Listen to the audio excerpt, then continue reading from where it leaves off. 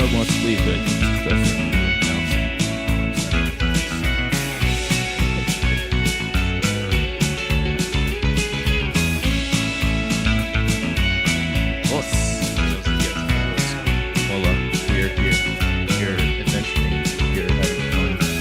it is a beautiful Sunday. It is, in fact, the first Sunday that is 2026. Incredible. I know. I probably got the day wrong. And so, we're celebrating all the fun. Coming off of busy/exciting Christmas era. That's right. You officially caught me in hibernation mode. It happens every year. It's not a good one. But we just have fun with that one, and hopefully come back into it something new, something different, fun, and enjoying learning, and that is the funnest part. With that, I say mucho gracias to all the mates out there and all the friends I've been hanging out and being show and spending time and just actually living. We've spent so much time on the internet for sometimes good reasons, sometimes stupid reasons, sometimes necessities. And it's easy to forget that there's obviously a whole universe outside of these LED screens. Mine told it, but it is true. And yeah, there's always just joy in that moment. And also for the simple idea that we are here. Wise man once said, Zion, we are still here. And as simple as that statement seems,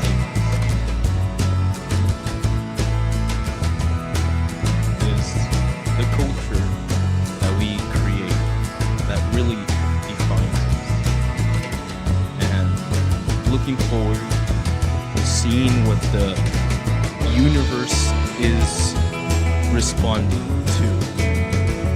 It's no longer a issue between borders, but a universal language that is being understood to people. Now, that sounds like AI. You're not wrong, but it's simply the idea of creation and what that is, what that comes from, what that becomes, really fine. So, believe in what you believe. I understand some things are controversial out there, but believe in it with the belief that you can also learn. Nothing wrong with adding a little bit more information, even if it is a little potato sounding at first. At least you know what the other side is. And that's step forward. So, all that. Mucho Tanoshi, mucho curiosity. I was gonna live up through this.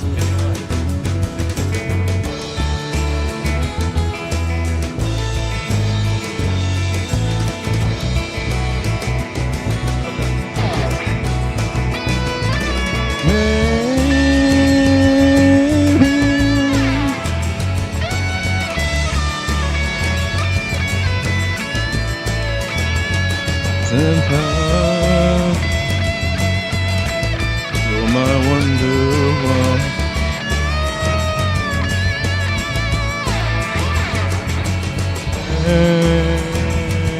Baby, one that said, and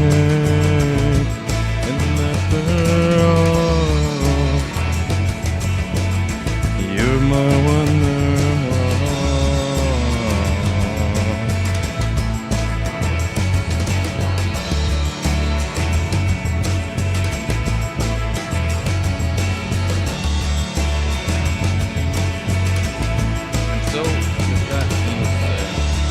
Let's start the new year from the past.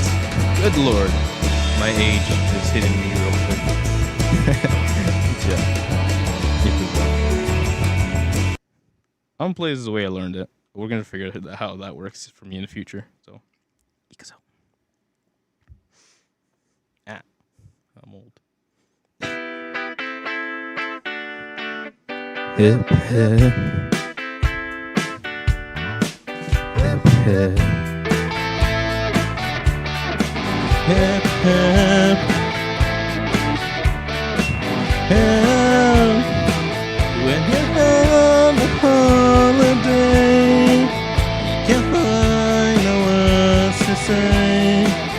All the things that come to you, and I wanna feel it too. And an island in the sun, we play and have fun, and it makes me feel so fine. I can't control my brain.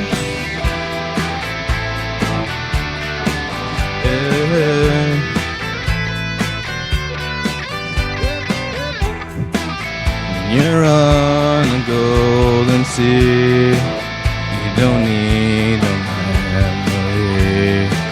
It's the place to call your own as we drift into the zone.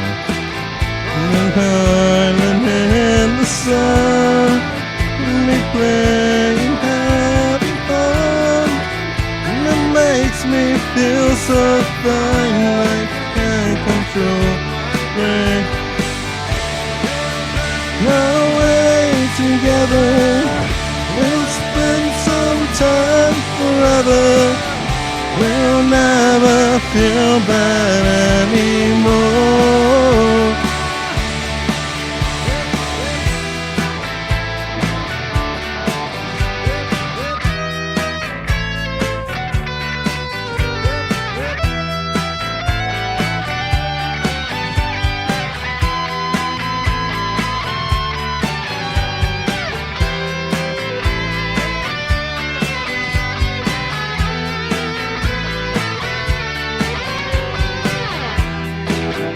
An island in the sun, we play, having fun, and it makes me feel so fine. I can't control my brain.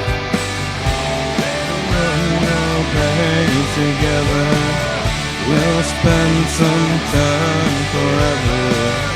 We'll never feel bad anymore.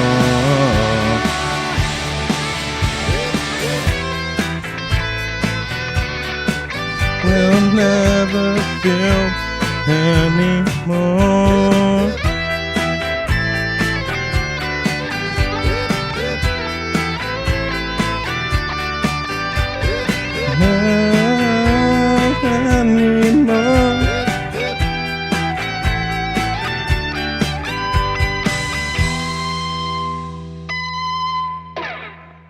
Man, that one, I feel that one. I feel that one with age. And so we're gonna feel a little bit more feelings. So we'll say adios to amigo numero one and say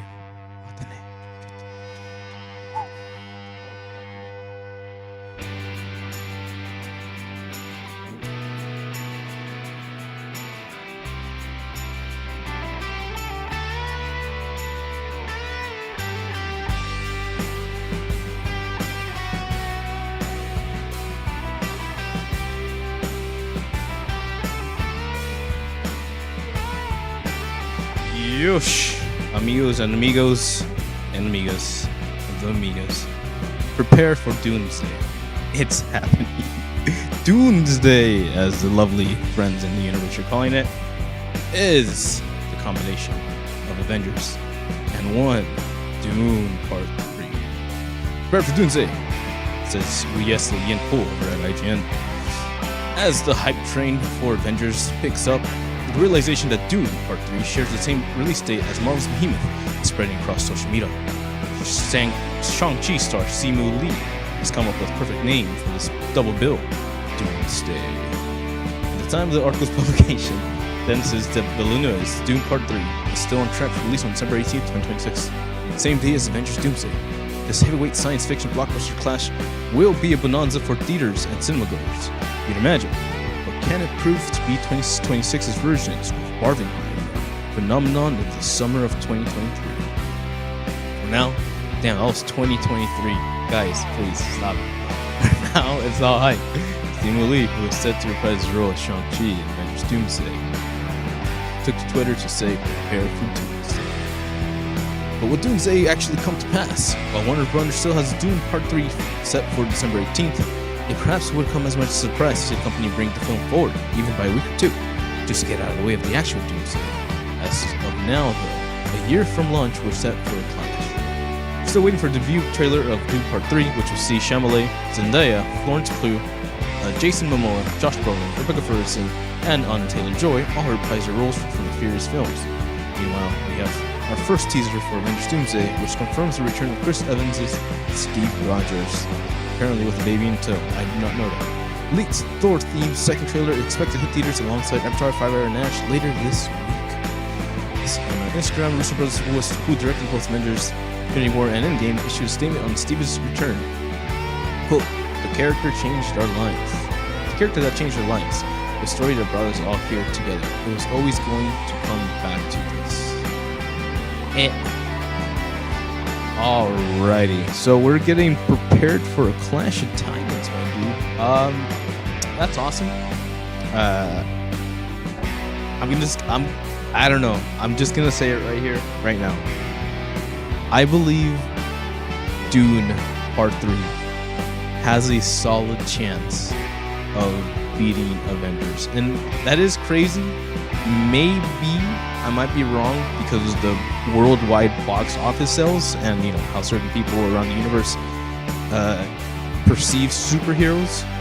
But at least in the Americas, you know, comic book fans, I don't really see a lot of, like, enthusiasm behind Avengers. And that's fine. That happens.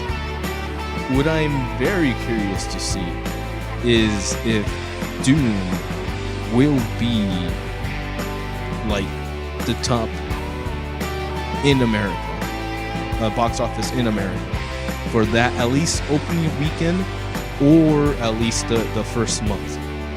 Because you'll see a big fluctuation in either, obviously everybody who goes out there is going to go watch both. That is me. I will be there for both. But the question becomes, how many more people invite more people and or rewatch the film? That's where we're at. And right now, how things are currently looking, I can always be wrong, and usually I enjoy being wrong.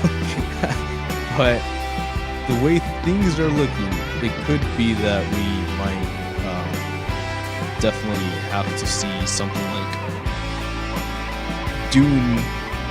Warner Brothers basically outselling Disney. That is the big picture, and that is what's going to be interesting to see from them. Good Lord, it's going to be quite the adventure. Let's enjoy it while it lasts.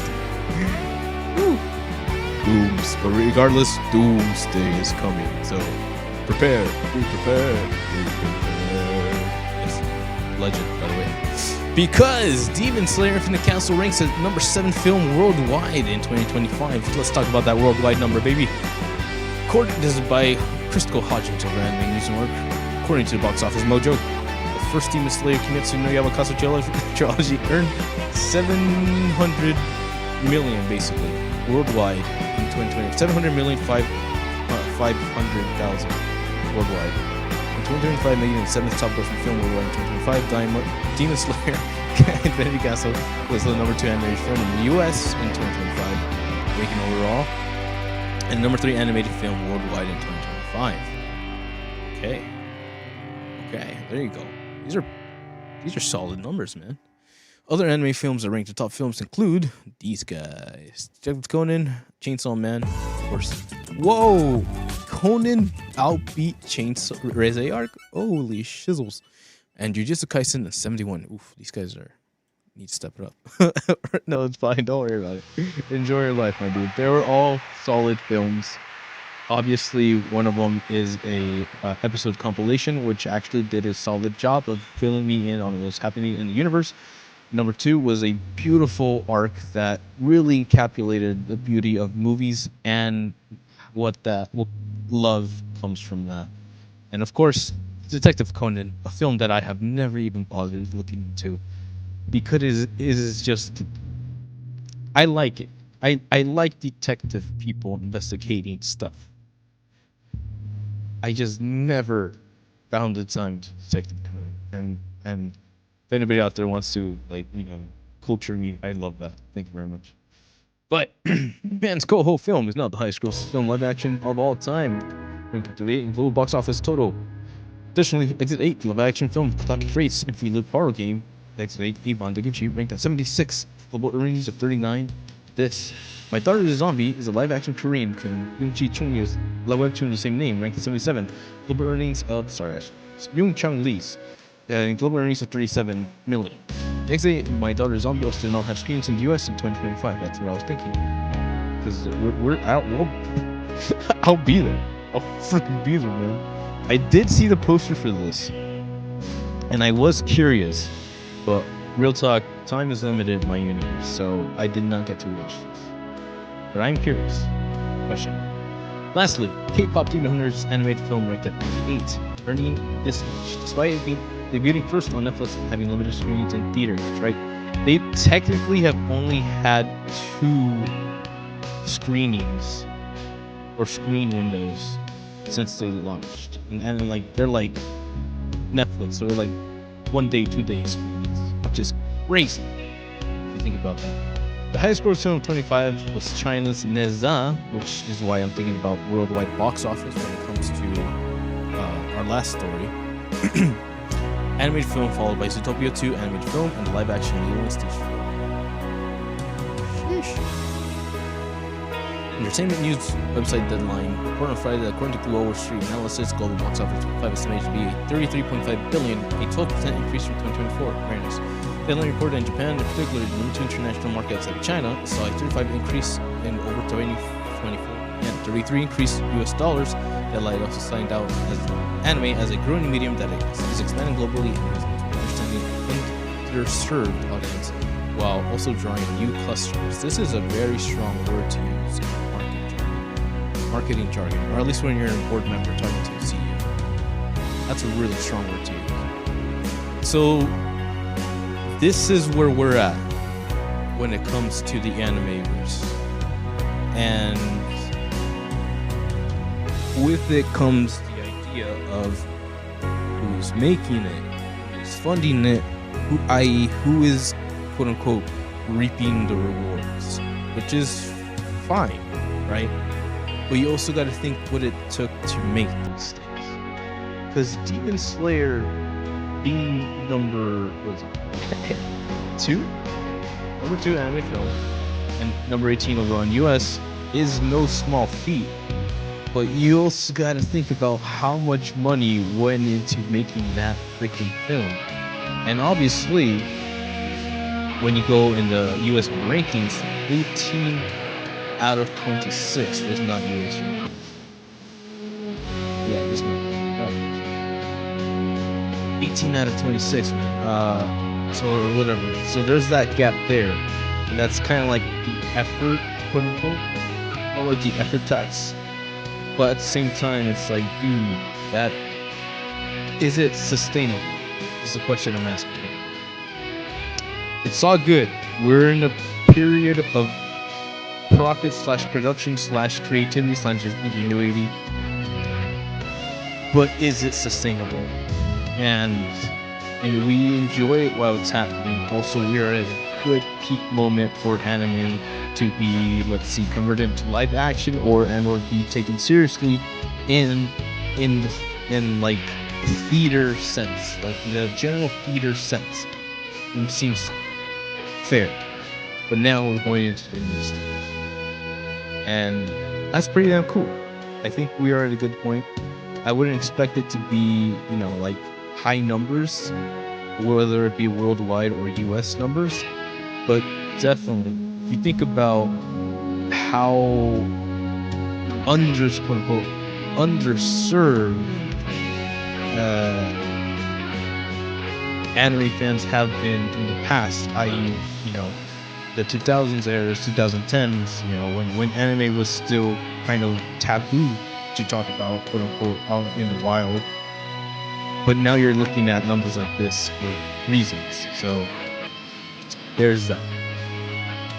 It's a brand new world out there, guys. Let's figure out a way to make it work. What do you guys choose? Because of course, online there's just so much more information. Creators deny claims of interference of Season 5 Snyder Cut. Edition years 5,000 signatures. This is yesterday in full back over at IG, talking just simply about what creation is and what the universe wanted to be. So let's find out. The creators of Stranger Things are responding to conspiracy theories that claims that exists a Snyder Cut of Season 5. And two, the petitioner with nearly 400,000 signatures. And the Piper leading that. Earlier this week, Stranger Things actor Randy Havens plays teacher Mr. Clark, pushed back the claims that there is a secret Snyder Cut. As a petition calling Netflix and the show's creators, Duffer Brothers, to respond, gathered hundreds of thousands of signatures online. Ahead of Stranger Things Season 5 finale on New Year's Eve, Havens appeared to respond on a fan-made global doc, detailing alleged short ending storylines that had gained attention and social media.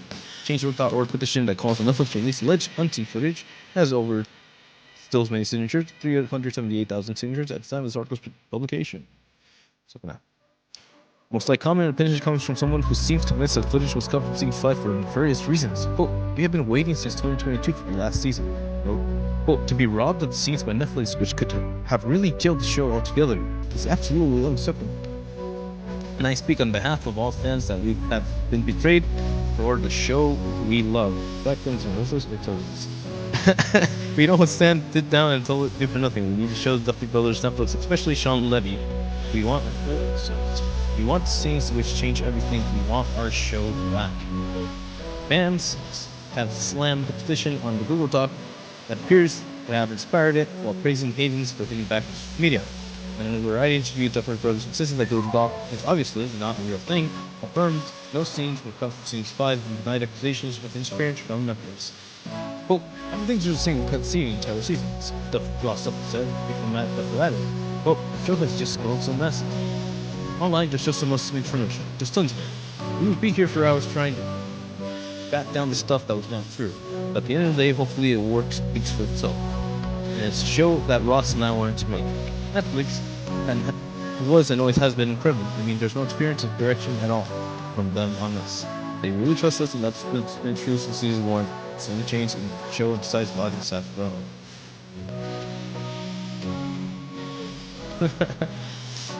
Meanwhile, Stranger Things started from review bombing after Season 5 after 7 left lower audience scores than Netflix typically seen. The fifth final of Stranger Things sparked complaints from fans about heavy exposition writing and the varying quality of actor performances as well on where some characters seemingly enjoyed the bridge, become focal point, various points, spotted into review at gate websites. Buyers coming out scene appears to have feel this review bombing in it will played by Noah Snap and choose a lengthy monologue, and I remember the scene.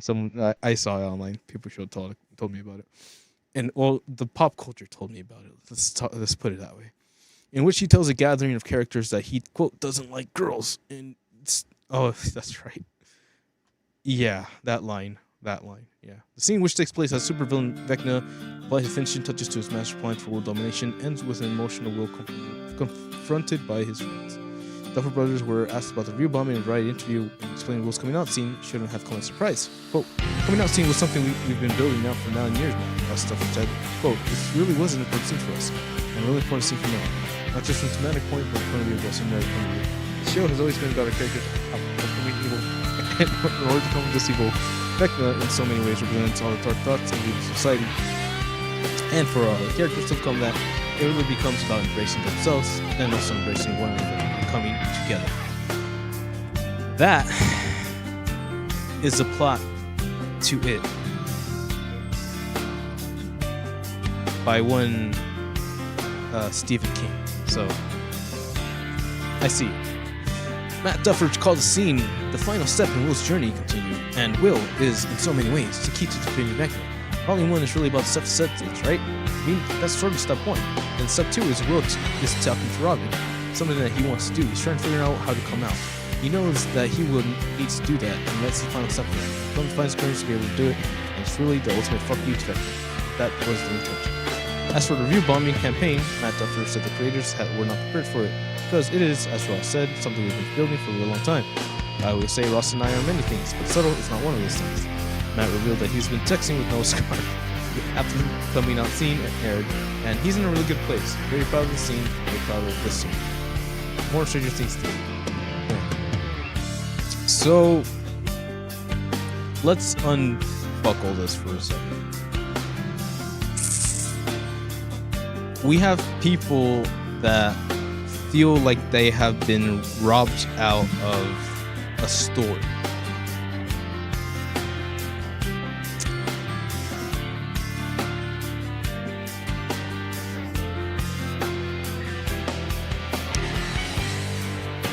Which leads to the question.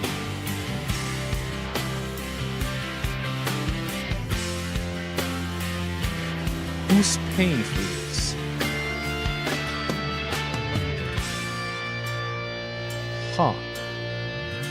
Okay. Oh shit, the song is copyrighted. So, very nice. So, the people who, let's say there is a, let's say there is a, fudge. This is really weird, man. Okay. People disliking things is nothing new. That's number one. Number two, what are we having an issue with? Is it the story itself that was like left not good, well, or whatever? Or is it certain moments that felt like they got more quote unquote attention than they should have? Whether that be a narcissist or not narcissist, whether that be a judgmental point of view, or whether that be a accepting point of view, as in like, hey man, it's not that big of a deal if we learn how to accept it. But it's kind of up in the air. Number one is the idea that was it like cut down and quote unquote manipulated? I would have to say that if the last part of Stranger Things was made to be in movie theaters, then yes, I can imagine that certain parts were cut down to quote unquote sell this movie in movie theaters. Which, let me tell you right now, I was at the movie theaters. I'm not sure if it was New Year's Eve or New Year's Day. It might have actually been both fucking days. But I did not give a shit about Stranger Things, you know? That's just me. I've never been into it like that. But it just goes to show that you were catering to a audience that did not pay for the product. Meanwhile, the people who invested in your monthly subscription payment for this quote-unquote show, maybe, perhaps not, you never know, get this finished product and go like, where is my ham and cheese? I ordered a ham and cheese. All I got was a sandwich with cheese. Give me the ham, bro. So, it is really strange. It's super normal, but it's super strange in the way that it is the way it is. Because it's the new structure and how specifically these people are going to be operating Warner Brothers. Did we talk about that? Yes, that's right. Warner Brothers.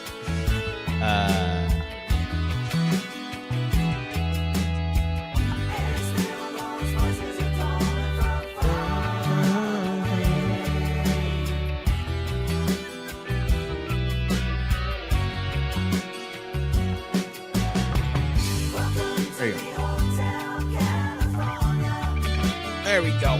Because, very important, Netflix reportedly wants to keep Warner Brothers movies in theaters for just 7 days, 10 days after it buys Warner Brothers. Short shift. This is by Yesley Yin. Cool, still sticking with the homie over at IGN. Jumping over. Fruit. Shit. Here, we'll see how the sausage is.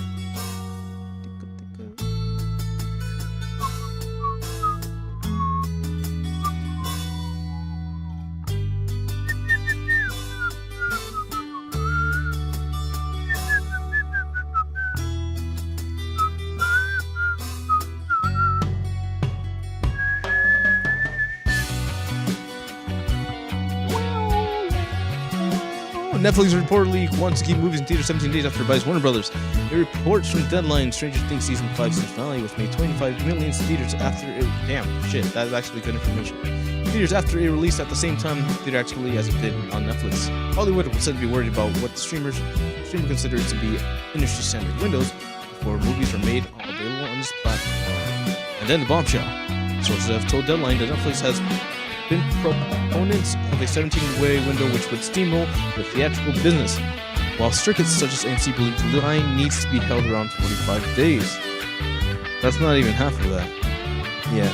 It's worth noting this isn't confirmation that Netflix will settle on 17-day window from the Warner Brothers movies if that is when its deal is approved. The theater companies may up negotiating on a lengthy window, perhaps somewhere between 45 days and 17 days Netflix probably is a fan of. But what's clear is that there will be a great deal of tension within Hollywood as this is all worked out. With Netflix's priority, as you'd expect, bolstering streaming. So this is important. 45 days is a month and a half, meaning that your film is able to hang out for a month and about a half before it goes into the nether realm, the nether of nothingness. 17 days is like half a month. And it's doable for people like me who are potato and go watch films once a week. If, God willing, there's a available day throughout the week, we do that, we make that happen. But if there's a super niche film out there, it's not gonna have time to breathe.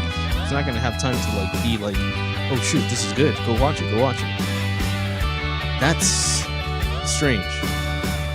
I'd say the window that they should go for is 30 days, but we'll see. If Netflix does force through a 17-day window, it could affect everything from James Gunn's DC movie universe and Tomorrow to Lord of the Rings, Hunt for Gollum. Then there's Matt Reeves' Batman Part 2, which is due out October 27th. Shit, 2027. Godzilla Supernova due 26. And how would the likes of James Gunn and Matt Reeves and the other directors of Warner Bros. Movie direct toward having less than 3 weeks in movie theaters before hitting Netflix? The $82.7 billion Netflix Warner Bros. Deal has sparked a tough response from members of Congress and is expected to face significant scrutiny against antitrust laws. Meanwhile, at least one HBO subscriber has already sued Netflix, claiming the deal threatens to reduce competition in the US.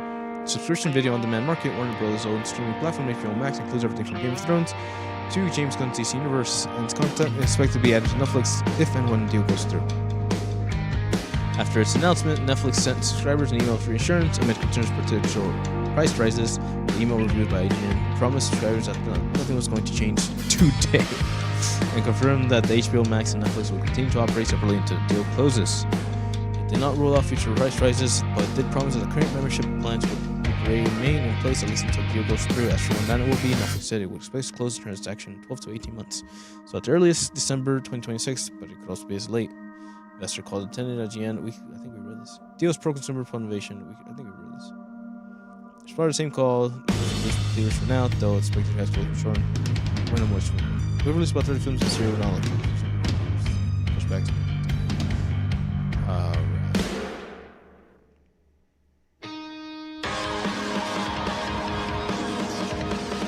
Last month, Rian Johnson expressed frustration at the limited theatrical release of the new Bender block film, Wake Up Dead Man, and Unsolved Mystery. Netflix released Wake Up Dead Man in theaters on November 26th in time for the Thanksgiving holiday, before releasing it on Netflix itself on December 12th.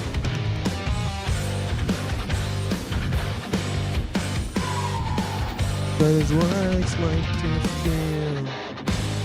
but only released in select theaters as opposed to nationwide, something that left the Star Wars The Last Jedi writer and director unimpressed.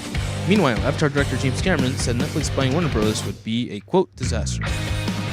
Sorry, Ted, but geez, he said on the Town podcast. Sarandos has gone on record saying that theatrical films are dead. Theatrical is dead, quote unquote.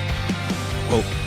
Indeed, Cameron remains unconvinced that Netflix will truly commit to any meaningful theatrical distribution and expanded. Quote, it's sucker baby, said. Quote, we'll put the movie out for a week to 10 days and qualify the Oscar consideration.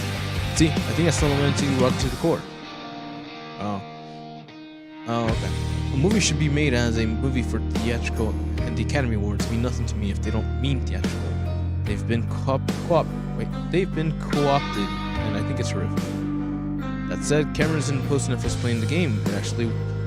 If it actually well plays the game, they should be allowed to compete if they put up the movie out for a meaningful release. 2,000 theaters for a month. Cameron, 1 month. Yeah, there you go. Cameron's with me. Horton is claimed Newfoundland is a clean human Warner Brothers vast content library as soon ramps up its potential to offer AI generation tools and content in the future. So there's a lot of balls rolling in this court, but honestly, damn son, this is the biggest one, I think. How we go into this one is really gonna mess up a lot of things. And I get that these dicks wanna like really make their bottom dollar go up, but it's like you're shooting yourself in the foot, I believe. And it sucks. I love movie theaters, like, so fucking much. I am going to the movie theaters today, and I'm super excited to go. And I fucking hate that, like, that option, it might not be available to me in the standardized form that I enjoy as it is now. And this is coming from a dumbass who has a 7-point or 9-point surround Dolby Theater surround sound in this room. I enjoy movies on this OLED TV. I love cinema, but I'd love to go to the theaters and watch it. Don't take that away. Just don't. Let's find out. Or we just read it. Well, let's find out. You're not the only ones having a bad day. Because 9mm Paralume Bullet drummer Chihiro Kamijo leaves band. Yeah, man. It's the guys from Berserk. This is by Nita Tai over at Anime News Network. Japanese rock band 9mm Paralume Bullet announced at their official website that Wednesday that their drummer, founding member, and de facto former leader, Chihiro Kamijo, is no longer part of the group at the end of this year. The band cited numerous discussions between the members and Kamijo before coming to this decision. The group will continue their activities as a trio with the remaining memberless vocalist, guitarist, and backing vocalist, bassist, Kusuhito Tanzakura. Damn, so they have 2 guitarists and 1 bassist, and that's their band. Holy shit. For a rhythm schedule included upcoming performances and appearances will proceed as normal without any changes. Based. The band performed various theme songs for anime projects including Berserk and Real Drive. The 4 original members started the band in March 2004 in Yokohama. God, that was 20 years ago. 22 if you think about it. In 3 months. Not much to say here except for the fact that I do like these guys from a... Speaking of like streaming and music, Spotify really opened up the door to certain bands like this, and for that I will always be thankful. So again, streaming isn't a terrible thing in the long sense. It's just the idea that if you start killing your other formats, your medias, then what's the point? And when you hit 20 years doing something for a while, I assume the man checks out and says, you know what guys, we had a good run. That being said, it is the drummer. Drumming is very energetic. I would say it's probably the most energy requiring instrument to play for obvious reasons. And especially these guys being like a rock band. I guess he does deserve to stay in the sun. So doing something for 20, 20 22 years is a pretty long time.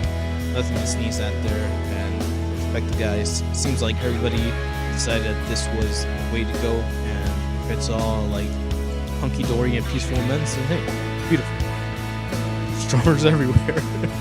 No offense, but that's cool. It's nice. You start something, you finish it, and you move on.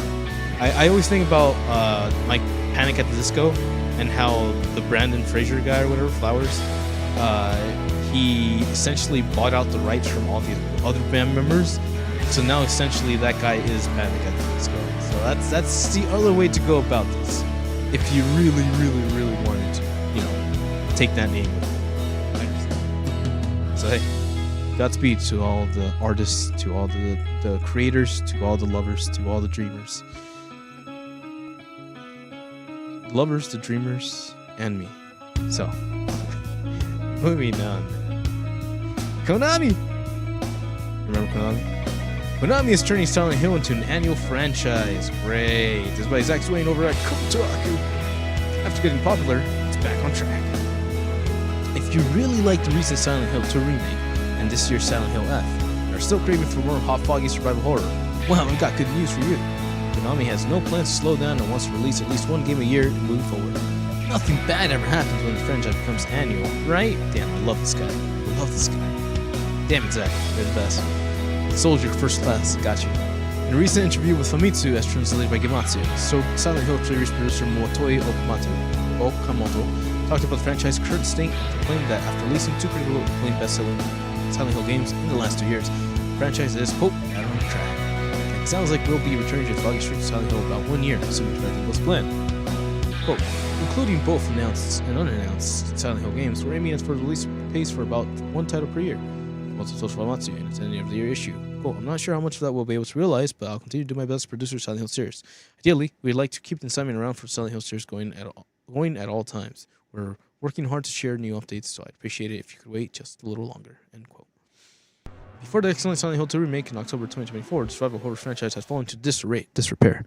There were very few new entries, and few Silent games that did arrive were generically disappointing. Remember 2023 Silent Hill Ascension, that interactive livestream thing? Blah. Before that, the last real Silent Hill game was in 2012's downpour, a forgettable and bland horror game that basically put the series on ice for decades. Now, in 2025, two great games. Silent Hills is great. Didn't we already hear this? Great place, and while I'm nervous about it becoming an annual franchise, I think Silent Hill 2 and F show a path forward that can make this work. If different studios are brought in and allowed to play around with the franchise past, as well as taking a new direction, it might be in the golden age of Silent Hill games. And that seems to be Konami's plan. The Silent Hill 1 remake in development, as well as a mysterious project Townfall. Or maybe the franchise is about to fly off the rails again. Yep. We always talk about how that can happen, you know, never forget that, like, at any point anything could go tits up, and that's just the way it goes. People get aggressive, people get greedy, people get ambitious, and then Icarus flies too close to the sun, getting off that high, right? Runner's high. But it just shouldn't be a yearly franchise, in my humble opinion. And it kind of reeks of, like, desperation. And I don't want to be that guy, but, like, I'm going to be that guy because Konami spent their past decade, I think 2 decades,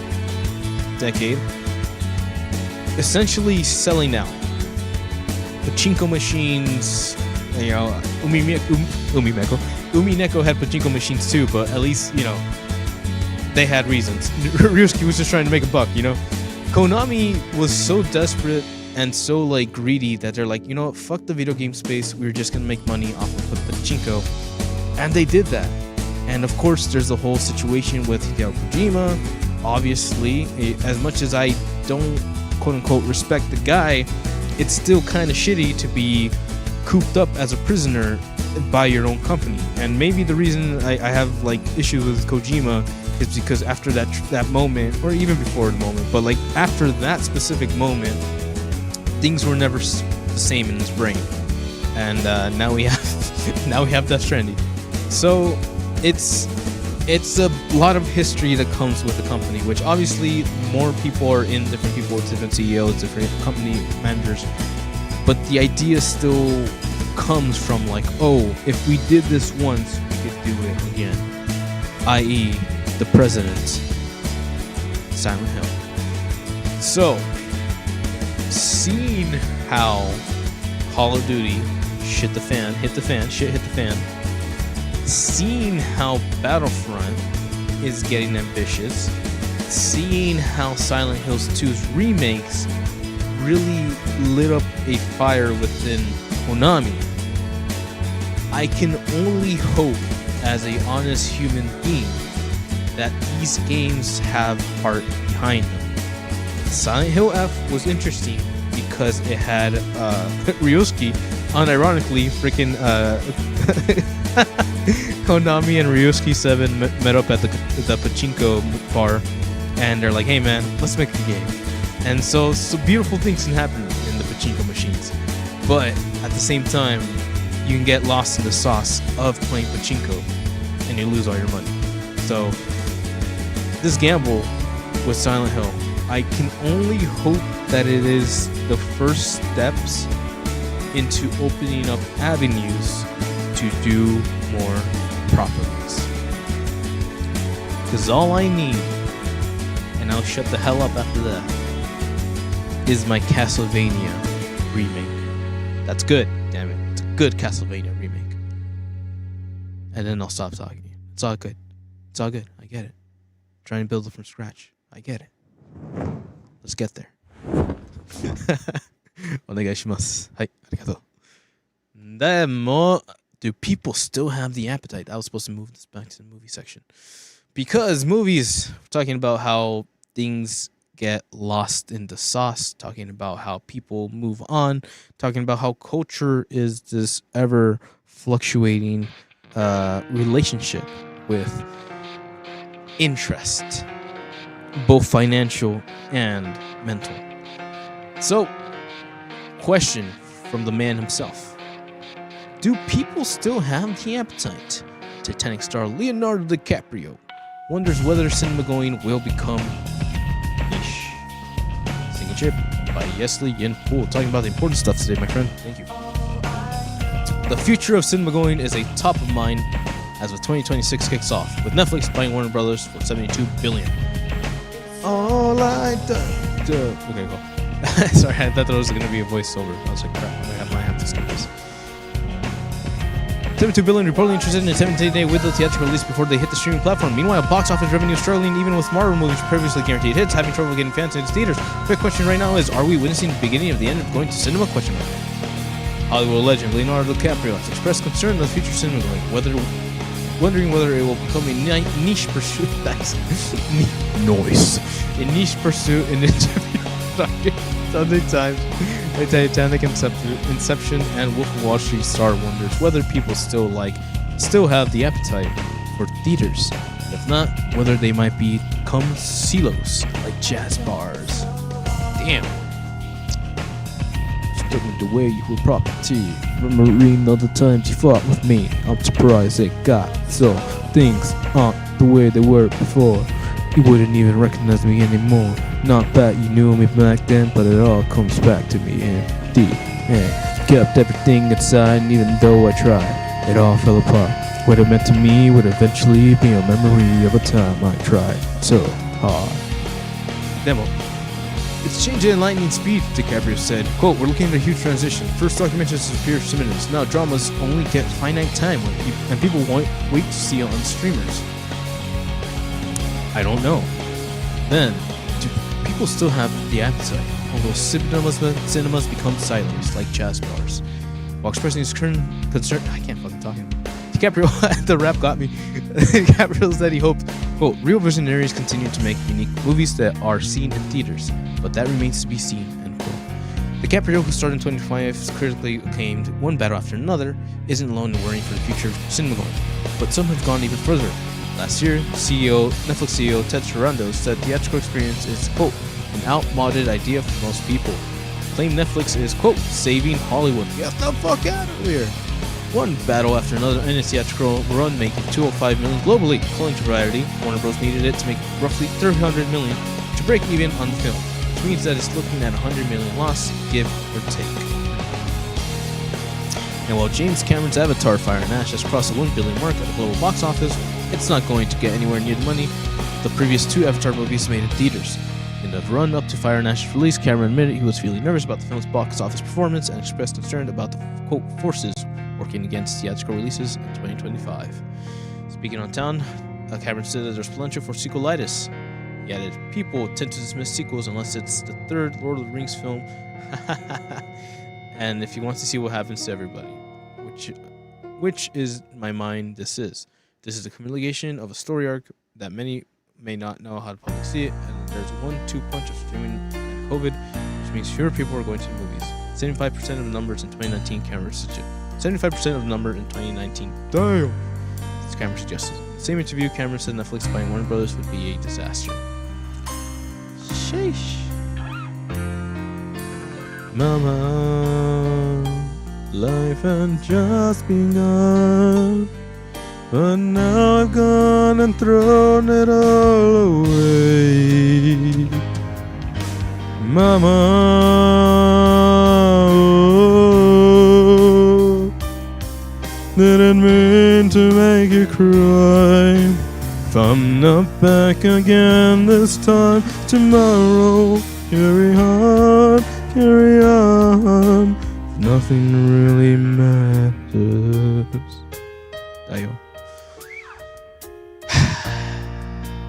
It's sad.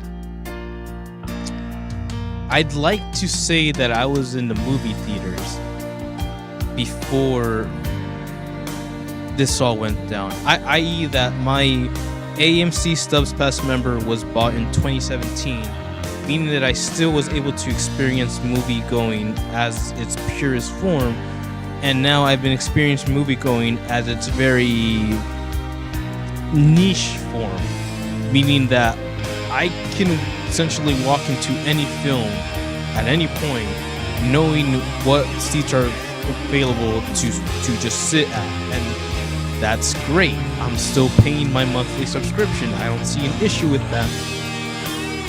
We'll see what happens when, i.e., people stop showing up, or which I've actually experienced. I've seen niche movies by myself in an auditorium by myself, and honestly, that's a great fucking feeling. I love that. But it's still depressing to walk into an empty movie theater and walk out by yourself. Thinking about how many people got together, especially watching all the credits. I sit down and watch all the credits because I'm a masochist sometimes. But especially understanding how many people worked on those films to stand up when everything just goes quiet and walk out by yourself, and then have to like sometimes you bump into the person cleaning the room after you, and you'll be like, yep, just me, and you just walk out, and you're like, damn, that is movie going in 2024 sometimes. And for obvious reasons, we have the hype moments where Minecraft and Jack Black say chicken jockey and everyone cheers. So is movie theater niche?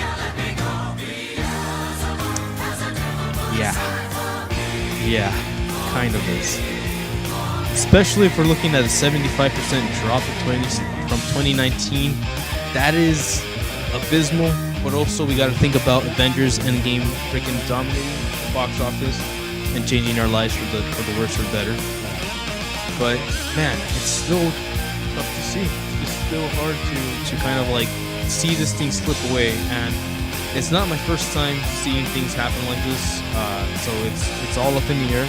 I don't necessarily believe in anything until I'm seeing it happen before my eyes, or I'm seeing the pieces fall together for whatever disaster or masterpiece we'll be getting in the future. But it's going to be an interesting one. So all I will say from this point is that if you like movies in the movie theaters, which I really hope you do, then please support your local movie theaters, whether it be AMC, whether it be those mom and pop shops. Those probably can do more. It's hard. Just love movies. That's it. Go watch movies. Enjoy it. Love it. Appreciate it. People get together and they create art for our entertainment and our emotional development. So hey, let's appreciate it. But you know what I don't appreciate? Microsoft tells piggies to stop calling it AI slap. Okay, says this is by Ethan Gotch over at Kotaku, saying,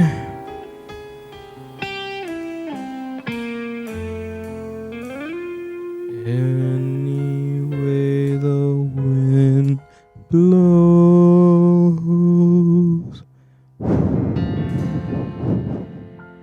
So good. Gen AI isn't going anywhere. In fact, it's just getting started. That's what Microsoft CEO Satya Nadella believes. He'd also I thought it was female. I'd also like you to stop calling everything generated by LLM AI slop. Quote, people need to get beyond that in 2026, the executive heard $79 million in compensation recently announced. Very nice. Very nice. These and other musings were shared on his personal SN Scratchpad blog in December 2019, post titled, quote, looking ahead of 2026. He acknowledges the challenge of people figuring out how to actually use Gen AI to do things that are useful, but remains bullish on the underlying technology itself to continue improving at a rate worth investing $100 billion in. Here's the part that caught everyone's attention, though. Quote, we need to get beyond the arguments of slop versus sophistication and develop a new equilibrium in terms of our theory of the mind that accounts for humans being equipped with these new cognitive amplifier tools that we relate to each other. This is the product design question we need to debate and answer. Sure. I'm not actually sure what Nadella means by a new equilibrium in terms of our theory of mind. But he doesn't, and perhaps he doesn't either. Given the executive his penchant for folding AI use into every facet of his work life, it's not the only possible, but actual very likely that some version of Copilot, perhaps even a rich multi-agent scaffold, was the bicycle for the mind that helped them conjure this blog post in the first place. Yeah, AI. If true, this would be as a good reason as any for not to move so quickly beyond the slop versus sophistication distinction. But there's no doubt to a deeper philosophical schism that separates people who deploy the term slop against AI from those whose future is clearly bond up with next-gen AI services becoming widely and eagerly adopted. For Nadella, the difference is one of apparent quality, like the Turing test, which ascribes human-like intelligence to anything that can convincingly manipulate language or enough to trick humans. Some think it's only slop if the slop can convince them otherwise. For others, it's slop, no matter how sophisticated it may be. The second human creativity is interrupted, or even supplemented by a plagiarism machine. Oh yeah. In the world of cloud combining and stock prices, where everything is interchangeable and fungible, such distinctions are meaningless, or at the very least, they don't drive quarterly profit growth. But in a world of people, slop is in, slop out. Slop in is slop out. Being content to eat from the truth that does not transform it in a Michelin star. Being content to eat from the troll does not transform it into a Michelin star meal. That is an interesting way to reference that. Again, I appreciate the culinary side of things, but this is true. It's. I don't really understand who Piggies is, but who is Piggies? Can we figure that one out? But it's. Oh, so you're referencing the figs slop. Got it. Call it. Stop calling it AI slop. Okay.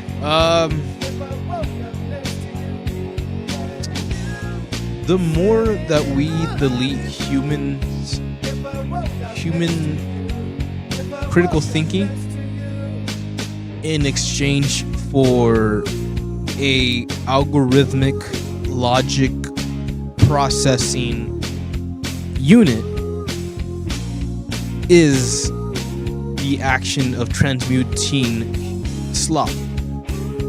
Simply stated that you can no longer have an original idea generate from that algorithm. And if you do, it's just an amalgamation of every idea in a let's call it inspired format. Can people use AI? Yes. Do I love Mega Man Battle Network? Yes. If we can get there, there's a whole different argument. But as of right now, all we're feeding is information to generate profit. And if that ain't shit hitting the fan, you need to get a new farm, mister.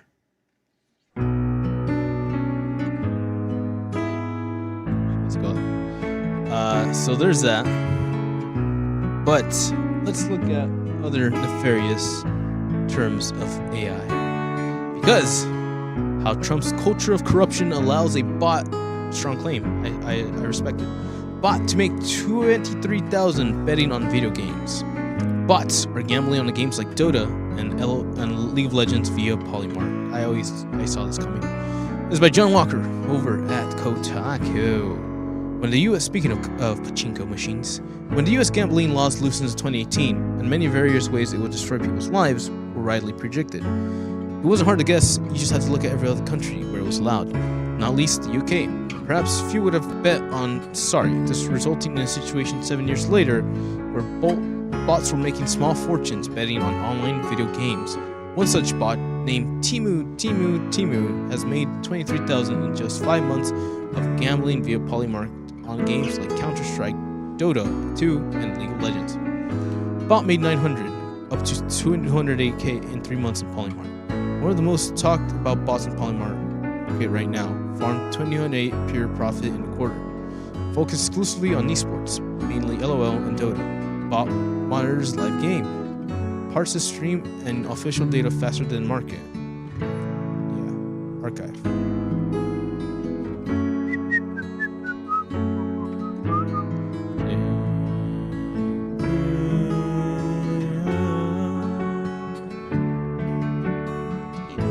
Timu. Oh, so this is Bullpen Pro, Poly Market. And this is all the bets that they're making. Right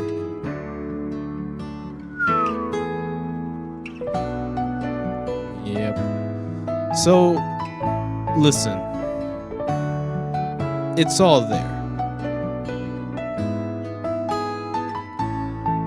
It's not hard to make profit. It really isn't. The question on my mind, and I'm sorry we're not finished with the article yet, but the question on my mind is that when we get to this point, right, the point that we are currently at, it's out there.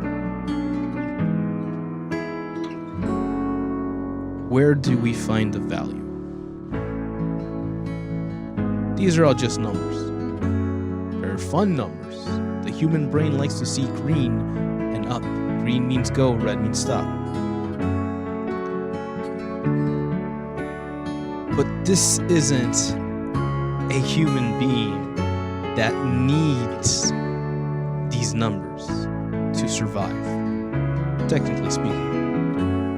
It might have to pay its own electricity bill, but you know.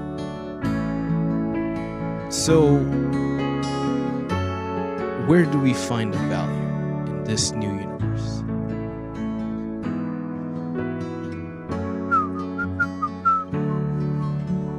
This profile, Timu Polymarket. As noticed by X user, Archive Explorer, the bot has made a majority of this money in the last 3 months, making observations of live games faster than any human could, and it's getting its bets in before the market can even react to events in games, such as it's able to get bets in far lower for higher odds than humans trying to react to in-game kills or objectives, and thus the game market for maximum profit. Scrolling through the bot's history of bets, it wins far more often than it loses, putting fairly large sums for fueling between 200 and 20,000 on a very marginal improvements, bringing in modest wins for a few bucks to around 15,000. But it does this a lot, 1,127 times over the months, with the biggest win being 89,000K in one bet. You're never gonna guess what this happened. Of course, using bots to predict markets and make lightspeed decisions isn't anything new when it comes to gambling. That's how stock markets have been worked for years. Given the recent rise of Polymarket, a crypto scam-based prediction market where anyone can place bets on pretty much anything, It's inevitable that it will eventually and entirely be dominated by bots and algorithms racing to be the fastest and most precise. Exactly. That's how we die. Polymarket's recent success is largely down to Trump administration's relaxing the regulations surrounding such an enterprise-driven. You'd be astonished to learn that by desire to allow Trump's farcical Truth social platform to offer some sort of prediction gambling, announced a couple months ago, TruthPredict is the Trump media and technology group's attempt in partnership with Crypto.com to muscle in on the market. Fun fact, according to Financial Times, Crypto.com donated $11 million to the Trump causes, shortly followed by the closing of an investigation by the Securities and Exchange Commissions into the company. And guess what? Donald Trump Jr. sits on the board of Polymarket. It still happens to be back in July. Investigations into whether Polymart have been acting illegally were dropped by Trump's government after the company had previously stopped operating in the United States when the Biden administration suggested it might be running an illegal exchange. Quick aside, any small part of the above would have been enough to end presidency at the previous point in history. Now, this is just one of many, many schemes, scams, and grifts the current presidency is running out in the open with no consequences at all. La, everything's fine. Doobie-doo. Archive Explorer suggests there's not a lot of competition to build similar and faster bots than Temu, all designed to exploit in many ways which games like Dota and LoL are competitively played. Money isn't real. Capitalism is a grift. In 47.4 million Americans live with food insecurity. Damn, bro. You literally took the words out of my mouth. So good. So, Walker, respect. I see that. Yeah, man, it's rough. It's weird because obviously it's not people who actually need the money. It's people who have money to invest in gambling. And again, the algorithm is there. The algorithm is literally there. But it's a question of who needs it, who actually needs it, who actually deserves it, who actually enjoys being this person. And what does that do for our universe? Whether it be your immediate surrounding or the president you leave behind. Wow, that's the second time we use this word today. One more, baby. Let's go. So, yeah, it's pretty shitty. This was always going to happen. Again, like he mentioned, it's how the stock market has been ran. People use algorithms.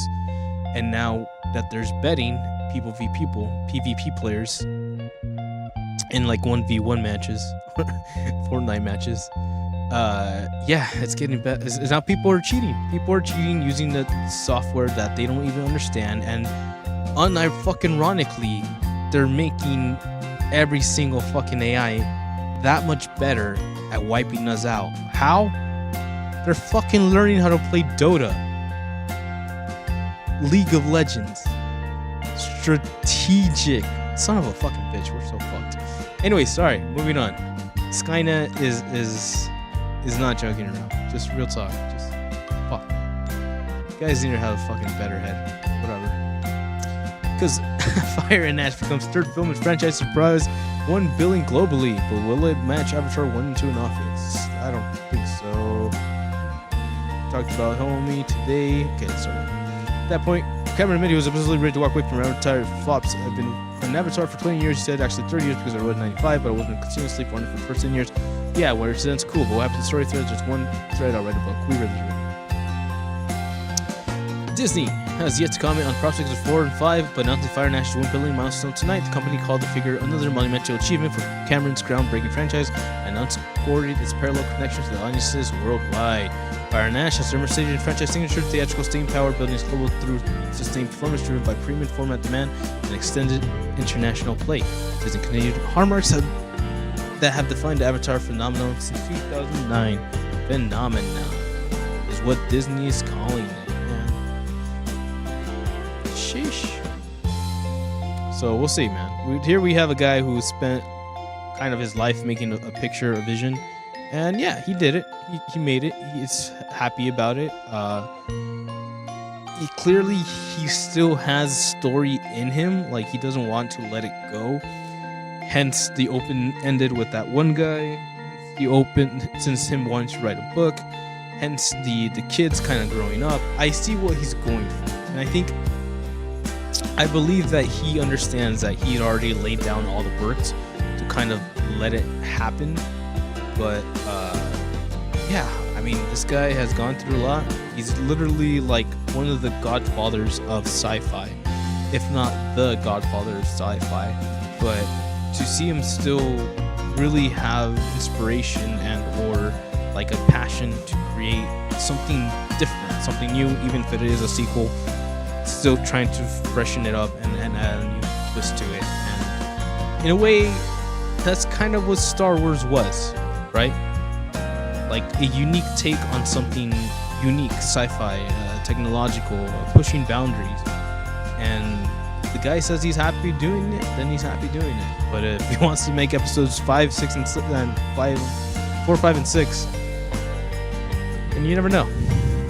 I think we'll see more of this. It's just a matter of time, and if he feels comfortable doing it, and or if they want to pay the money, and or if the actors feel like they have what it takes to keep the story going. But I'd assume that the Jake Sully character is kind of done. So, but we'll see.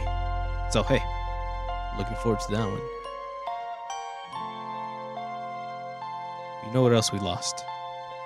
Nintendo 3DS prices are going through the roof, and no one's sure why. Get off his roof. The new 3DS XL is fetching as much as $350 on eBay, and prices are climbing. Roots through your drawers and check that cardboard box in the attic. Mine is in a weird box somewhere, or my nephews have it, and I definitely need to ask for it back. The prices are going through the roof. That's spotted by Hex. Pirate Nation, the old Nintendo handheld is now selling secondhand for as much as more than they did at launch. Originally released in 2010, officially extending in 2020, a successor to massively successful Nintendo DS, it matched predecessor's 2-screen clamshell design, this time with a stereoscopic 3D screen on the top half that didn't require wearing magic glasses. It was, despite how you might remember things, a phenomenal success, selling a wild 7.5 million units across this 10 years in various incarnations. Yet, despite this apparently ubiquitous demand for the devices currently skyrocketing, such used 3DS XL, which you could have picked up a year ago for under $100, wow, can now fetch a price for up to $250. Decade old handhelds know what much is Switch 2.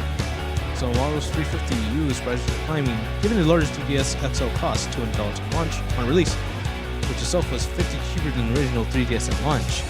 This is a massive price. It goes even higher if you're looking for so-called new Nintendo 3DS, the 2014 version of the handheld that added a new C-stick and better CPU. Hell yeah! Struggle to pick up in good condition under $280. If you scour eBay, you might at first declare the city's so-called journalist guys were wrong until you look a bit closer and notice low prices will be for Japanese-only LL models, or listings that eventually reveal details about damaged LCD screens and like.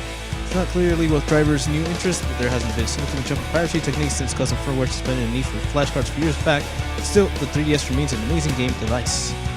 While the 3DS effect was never something that really worked for me, with perfect eyesight, and it's essentially faster, bigger, and better Nintendo DS, the best console made, obviously, and backwards compatible with the wonderful DS games that predicted it. 3DS probably sits on the shelf behind me, knowing that I'll never use it and sell it. Less surprising than that. A copy of Pokemon Ultra Moon and card slot as nature intended, but it's tempting. Damn, mine had a Omega Red, so I don't know where mine went. Honestly, I'm really sad about that. Especially when they started taking down the market, I was like, dude, either the nephews have it or like that shit's gone in another cardboard box somewhere, which bummed me out. But it is what it is.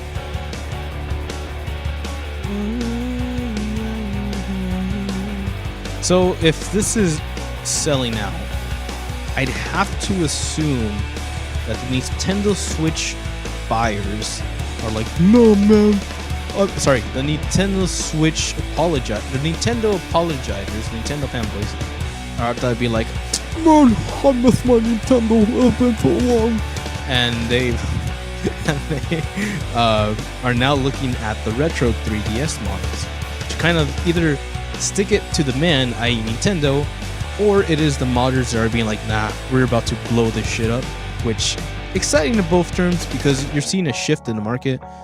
Obviously, Switch 2 is not selling well in America, but it is selling phenomenally well in Japan, where it is actually logically priced at a $350 price point. So there's that.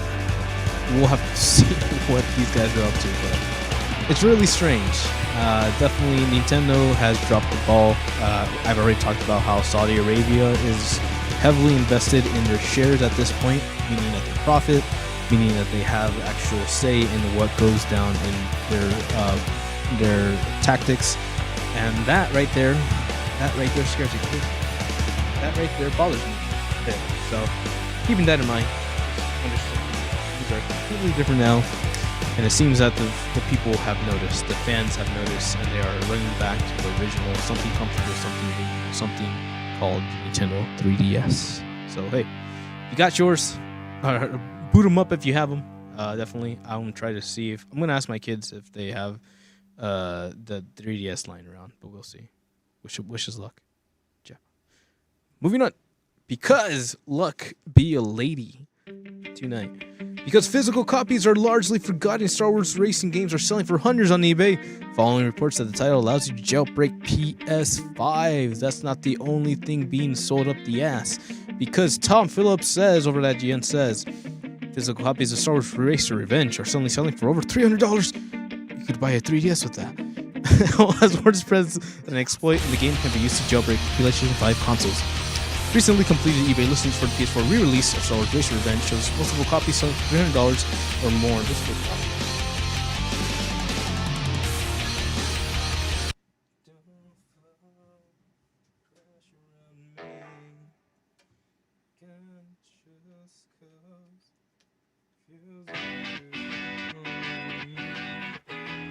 And December 31st, more than a dozen copies of the game were sold through eBay's price between $80 to $166 on January 1st, and further 11 were shifted, with prices only increasing.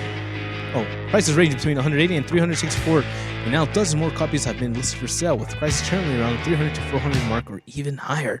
Woo! That's real. Anything to hack this right.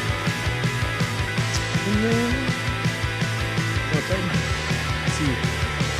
Why the Sun rushed to buy box copies of Star Wars racing game for PlayStation 4 to launch back in 2019? Well, Ranger's Revenge code is only crucial to fire a new method of jailbreaking PS5, essentially unlocking the ability to play illegally pirated games. Wow.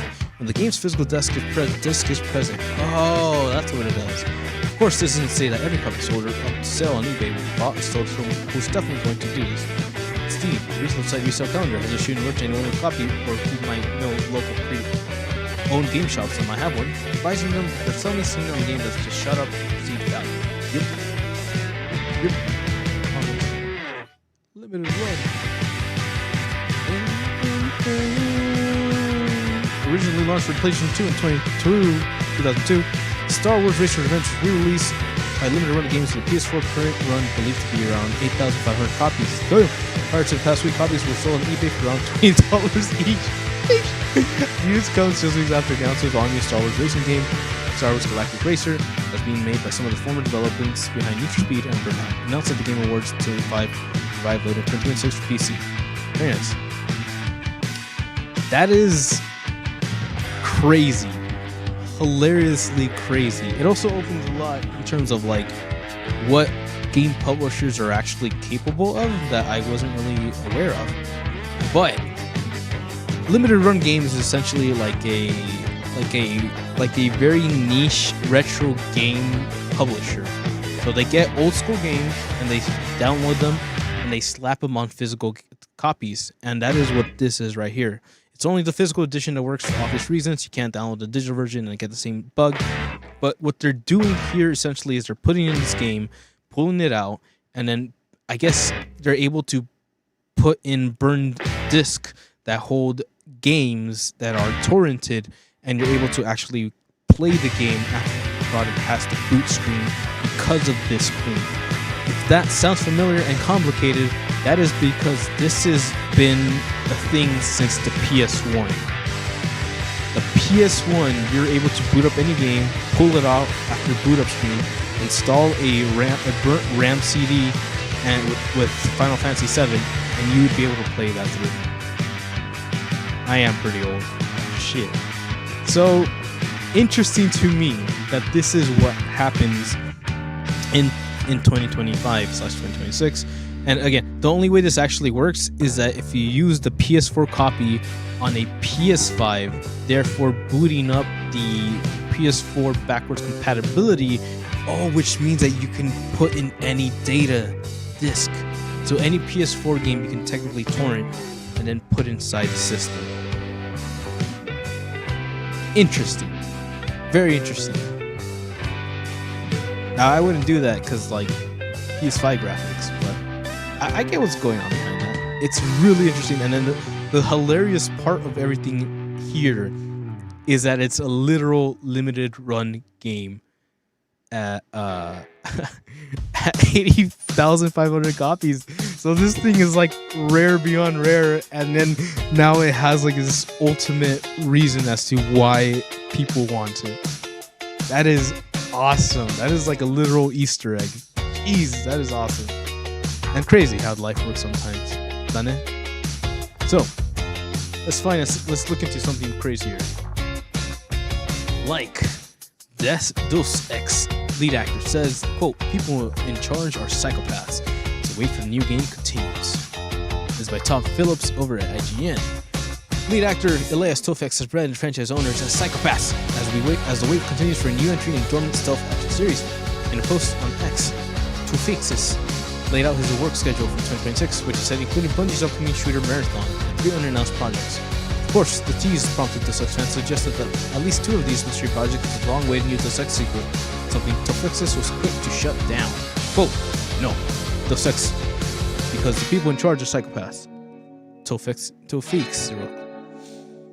Tofex has been vocal in support of a new Deus Ex game materializing over the years, though it has now been a decade since the arrival of 2016's Mankind Divided, developed by Eidos Montreal. The game arrived on PC and Xbox One to positive reviews, but rather than develop a follow-up, in the next few years saw Eidos Montreal put to work on Square Enix's failed Marvel Avengers live service game, as well as his own take on the Guardians of the Galaxy, alongside his continued roles in support to the rejuvenated franchise. With these franchises taking priority, Deus Ex fell by the wayside. Fans excited for the new Deus Ex was rekindled after Square Enix sold Eidos Montreal and the Deus Ex franchise to publisher Embracer. Damn! This is where everything went wrong. And indeed, the new game in the series was probably worked on for 2 years. The last project was reported to have been canned in 2024 amid Embracer's widespread restructuring. As you guys know, Jensen is one of the characters I've played who is near and dear to my heart. It seems I will always be associated with him, and that's just fine with me. Tofex wrote in subsequent Reddit posts after word of the game's cancellation spread. Alas, his story seems done, and I'm relatively certain the game was cancelled was not on Adam Jensen's story. Cancellation angers me more than anything else, so friends at Eidos got laid off. Video game companies right now are in a weird place. I hope it gets straightened out. Here you go inside the game, reported that Eidos Montreal was once pitching an idea for a new Deus Ex title, but there was no suggestion that the idea has been successful. Next up in the series will be Experienced recently delayed Deus Ex Remastered, a polished up quote of the franchise's original entry, which has been published from the original February 2026 launch fan push, according to following fan picks over its quality. The project currently lacks a new launch window and pre-orders have been refunded. Damn! Tofex has previously claimed he has spent 2 years working on Far Cry 3, recording the lines in the game's protagonist Jason Brody before Ubisoft replaced him in the role.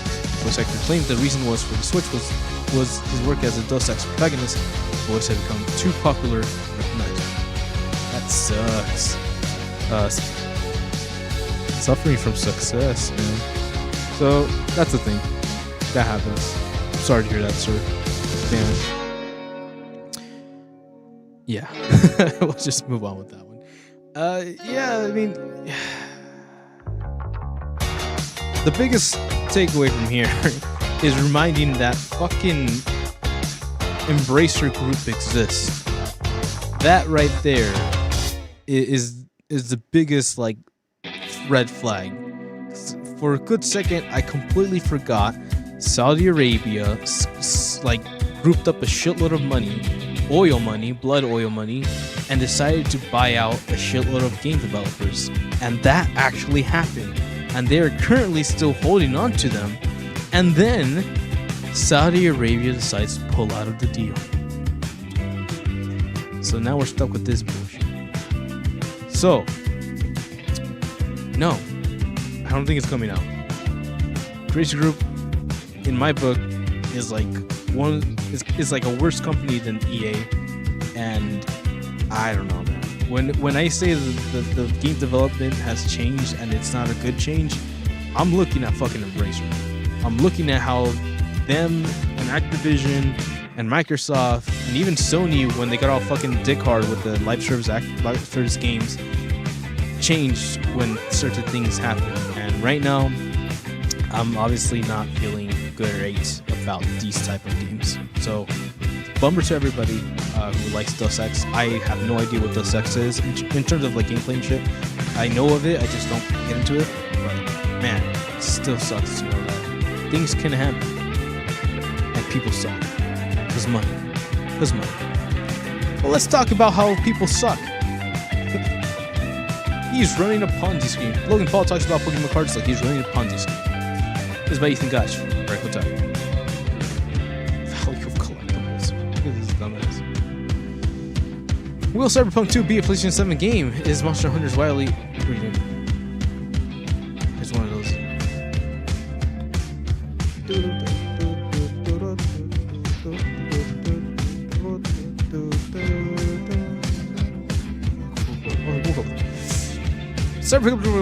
Logan Paul is so good at making everything he talks about, including Pokemon, sound so sleazy. Another edition of Foreign Checkpoints. Sony Interactive Entertainment claiming Sean Layden's apparently Issue Madness style shows about game development will probably never get made, but I should probably watch the hell of that. Robbie Kotick could play Bob Kotick again for now, with the question being a parody of the video game industry. Cool. Logan Paul. Pokemon as an asset class has outperformed the stock market by upwards of 3,000% in the last 20 years. Quote, that's how the online content hustler recently hyped up the coming auction for his PSA 10 Illustrator Pikachu cards, which he claims is the most valuable Pokemon card in the world during the segment of Fox business. Of course it would be fucking Fox. Sorry. Prior to promoting the upcoming auction, Paul has been wearing nearly 6 million pieces of paper around his neck during wrestling matches. If anyone can popped and seen bubble around Pokemon cards coming out of the COVID era lockdown, it's the guy who just a couple of years ago had to refund fans for his failed NFT game. Damn, bro.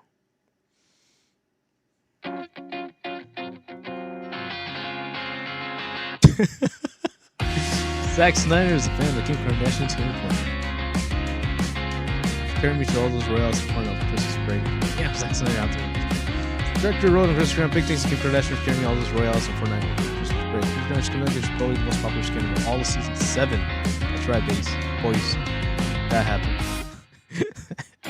Sorry, man. So, all right. Well, that's what we're looking at here. Literally. All right, let's just.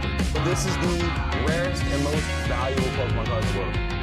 Pokemon as an asset class has outperformed the stock market by upwards of 3,000% in the last 20 years. Potato. It is a generational game and franchise that is the #1 highest grossing and most popular franchise in the world. This card is the best out of all of them. He looks like the 1/1 PSA 10 Pikachu. He looks like that one guy that played that one person in the Craven Yeah, I Hunter. paid a lot of diamonds. A lot of diamonds. Right. I paid $75K for this custom chain. How did you get into investing in these collectible cards? Someone gave me way too much money as an adult. And as a kid who grew up playing the game, I was like, oh, wow, there's a trading card game here, and I can spend my entire net worth on it. And I did that with this card. Can we? Interesting. So if someone's new to this space, that's never been, I mean, this is an asset class that is completely foreign to most investors. Where would you start? So We obviously can't start with one of those. Investing. Okay, so he's obviously I like mean, in a money show. Man, bullshit. go to your local card shop. Go on eBay. Buy a card that you think looks cool or that you have a connection with. That's what I did. I love Pokemon more than anything. I have one tattoo on my body. Eyes. It's a Squirtle. I got it before I even started. What's a Squirtle? Squirtle's a water type. He's a starter Pokemon. Oh, okay. Yeah. How much did you pay for that card? I'm dating myself. It's fine. How much did you pay for it, and how much is it worth? Yeah, great question. I paid That's $5.3 million for business this talk, card. by the way. Wow. I set a Guinness World Record for the most expensive Pokemon card ever sold back in 2022 after I wore it out to my WrestleMania debut around my neck like this. And your question, how much is it worth? We will see. I don't know. I am finally, after years of Ken Golden convincing me to sell this thing at auction, I'm sending it to auction this February. Sick microeconomy, bro. That's what it is. But, you know,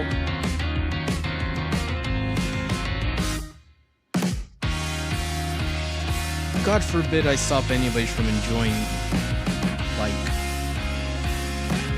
entertainment, you know? But there's clearly a level of unhealthiness that stems from going, oh, I'll pay this much for that. No, I'll pay this much for that. Oh, we need this much because of this much. And, you know, certain people get certain dopamines from being the guy on top. But that's why I play Fortnite. Shit. It's just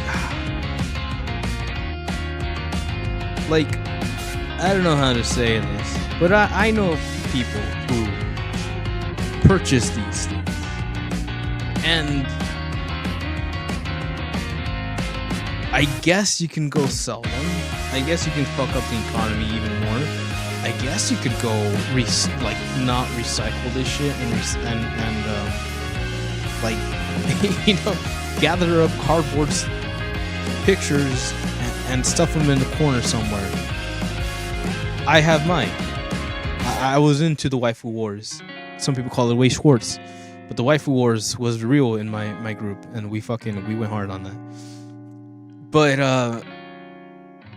it's just when it becomes like, oh, I need the next one. Oh, I need the new box. Oh, I need this one. It's like, dude, come on. You're not building decks. You're not going competitive. You're not selling. You're not investing. You're not. It's nice to have these things, but at what cost? Literally, at what cost are you satisfied? Because as we all know, no one's really satisfied. So, again, God forbid be like, oh, fuck you for enjoying those 3 seconds of like, oh my god, I pulled this foil. Oh my god. But it's like, it's not your thing if everyone's paying up the ass for it. You know what I mean? It's not really a thing anymore if everyone's paying up the ass for it. Because, like, what's the point? But hey, if you're someone who's out there, like, literally collecting these things, going like, I like these pictures, and fuck you, I enjoy. I'm looking at this signed Luca card from Way Schwartz that's, like, just sitting there, and, like, yeah, I see that. I remember the story behind that card. And I smile. That's great. That's cool. But it's not my identity. And while it could be a business, just like anything can be a business, I don't want to sell my soul to a fucking booster pack, Bone Deluxe booster pack set each month. And it's just weird. It's just weird. But I get it. These fucking white kids, sorry, just gonna say, these fucking white kids out here with their revenues, their revenue streams are literally driving the economy at this point. And yeah. So hey, let's look at someone else that drives the economy. Because in the video games, former PlayStation execs says Sony, Microsoft, and Nintendo must learn from VHS victory over Betamax if they want to truly expand the console audience. What does that mean? By Yesli Yin Cool. Game console sales cap at generation around 25 million. So the console manufacturers break through that barrier by learning lessons from videotape format war. Speaking on the Pause for Thought with Naomi Kyle, Sean Layden, former boss of Sony, said the video game console market has hit a limit and significant changes needed beyond it. Quote, we need to talk about gaming as a $200 billion industry, which it is, and have hundreds of million users, which it does, began. Quote, but of course, that includes if you're playing Wordle, you're a gamer. If you're playing Candy Crush, you're a gamer in that number. But in the number of discrete consoles sold in particularly generation caps, about 250 million. If you line up all the PS1, Sega Saturn, and 64 generations, it's all about 250. At the one time it popped over 300 was a generation that had the Wii.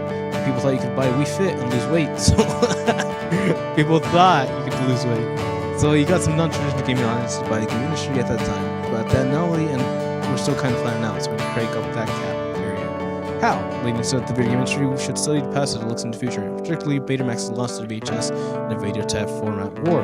Videotape format war was late 1970s, 1980s, battle between Sony and Betamax and JVC's VHS for dominance in home video recording. The VHS ultimately winning due to longer recording times, broader licensing, and key partnerships with movie studios, making movies available for rental purchase on VHS more readily, despite Betamax often having slightly better initial quality.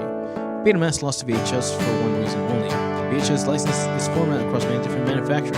Then explained, quote, Sony held unique Betamax patents and trademark and everything. There was a license we did with Toshiba towards the end of the life cycle, but never went wide like VHS. It was quote, people didn't understand the need of having the same machine as your neighbor. You can have an RCA TV and you can have a Sony TV, but you know that's all fine. But once your neighbor has picked a VHS and you want to watch the tape of that movie, but you have Betamax, all of a sudden, so the industry concealed their own VHS.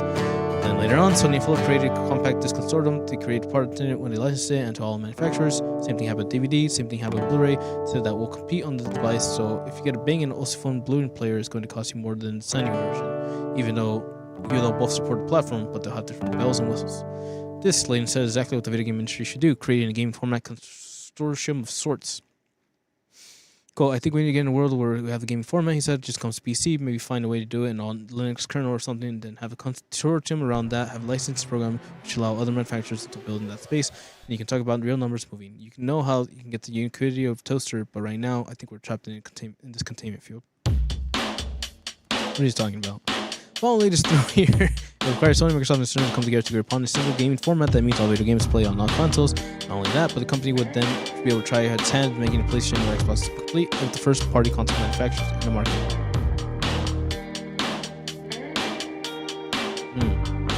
How likely is that to happen? Though maybe there's a world in which Microsoft does something like this with Xbox, given its current multi-platform policy for video games. Sony releases some of its PC games. Finally, it's been a long blanket form policy in terms of price. It's likely to 3 joint forces its console rivals. You always needed a Nintendo console to play to Zelda officially, and you can't see a mainline Zelda coming now on anything other than Switch 2 and 10. Essentially, it would mean the true death of the console exclusive. For now, I think though console exclusive remain theme consistent. I don't think every game has to be console exclusive. I don't think every game should be console exclusive. But I do accept the fact that if you're going to have platform companies like Sony, Nintendo, logically Microsoft is more of the Xbox anywhere, there's huge value to brand having strong exclusive. If Mario starts showing up on PlayStation, that's the apocalypse, right? Cats and dogs living together. And the same goes for Nathan Drake and Uncharted. They make the platform sing. Currently, Sony, Microsoft, and Nintendo are still very much in business making video games consoles. They don't play games, their consoles, flying whatever, PlayStation 6, blah, blah, blah, blah. Okay, so that's a lot of fucking jargon just to say one simple thing. Format the titles, meaning that it makes it easier to develop one title to spread across the consoles. Or what he's claiming is to create one console from any company, even a fourth-party company outside the industry. I'm talking like Samsung makes a console that can run all of the RAMs for the games that are coming out, but that means it has to be essentially a freaking RAM device, like a what do you call that? Like a device that just boots up games, boots up RAMs, and that every company would make the game in the same format, which is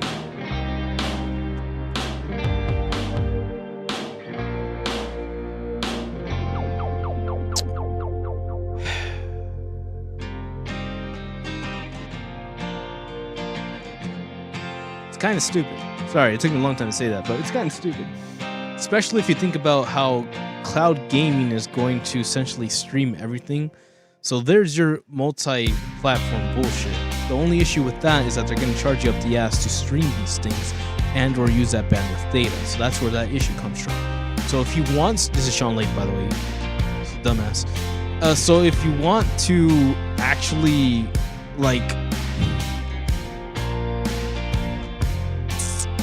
do something like this, you'd have to license a console that can house multiple systems and just make that one seamless interaction, which means that you'd have to pay Sony and Nintendo for this one system. That's the only way this works. So it is pretty stupid. and it's literally creating a monopoly. Sean Layden, get the fuck out of video game industry. You're a fucking dumbass. Anyways, speaking of dumbasses, EA shareholders approve overinflated 55 billion sale to Saudi Arabia. Woo! Paying $210 a share in the sale will leave EA in extraordinary debt, known by a murderous regime. Damn. This is by John Walker over at Kotaku. Saudi flag over Battlefield 6 shot. Okay. EA shareholders are clearly clean to buy out no matter what their money comes from. The sale would see a 43-year-old company become majority owned by Saudi Arabia Public Investment Fund. Would go ahead by beginning 2027 pending government improvement. Now the public investors have voted in favor of the deal, and government approval might not be too tricky, given Trump's son-in-law Jared Kushner will also benefit from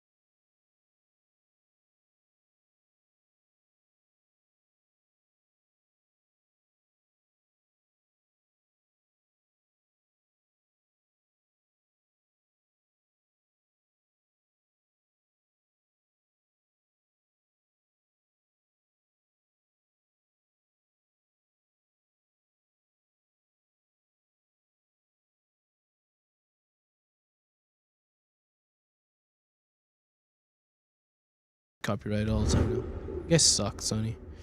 Copyright is still being discussed, which seems to like EA could survive in an original form, which feels that blah blah are serious success. Also, massive investments for small returns when compared to mobile. A slot that makes up more than half the games industry's 200 billion waste. Deal will certainly face lengthy security around the world, just so we saw a billion buyout like the Vision Blizzard King, although it will have far easier ride with the US with the FCC bought hard against Microsoft deal. All bets are off under Trump. Kushner's involvement could instantly help grease the wheels. From the shareholders' perspective, however, EA is coming that has stalled and lacked big enough hits from recent years that hasn't looked likely to turn things around for a long while. There's an opportunity to get out with a big profit, no matter the human cost, nor the company's future. So that's happening. It's official. The game industry is hit the fan. Donald Trump is funding Saudi Arabia, and Saudi Arabia has overtaken the United States in terms of leadership in technology, profit, and global dominance, which is all Trump's fault. Which, sorry if that sounds very asshole or very like straightforward to you, but there's no other fucking way to put it. This guy literally handed Saudi Arabia the keys to America, and we're paying for that. So, it's time to get good at shooting. Hackers! I'm good. Let's see how good was this EA? It's Ubisoft. I'm good. Right. Let's talk for a few more seconds about Saudi Arabia. Backtracking development again was out of the question. The channel says Metro Prime Sport Open World Hub was a victim of the game's late development. It's by Tom Phillips over at IGN. Let's go. Okay. Nintendo has said that it is unwilling to backtrack and design Metro Prime form beyond its controversial open world hub, despite seeing change attitudes to open world games, as the project had already been rebooted once already.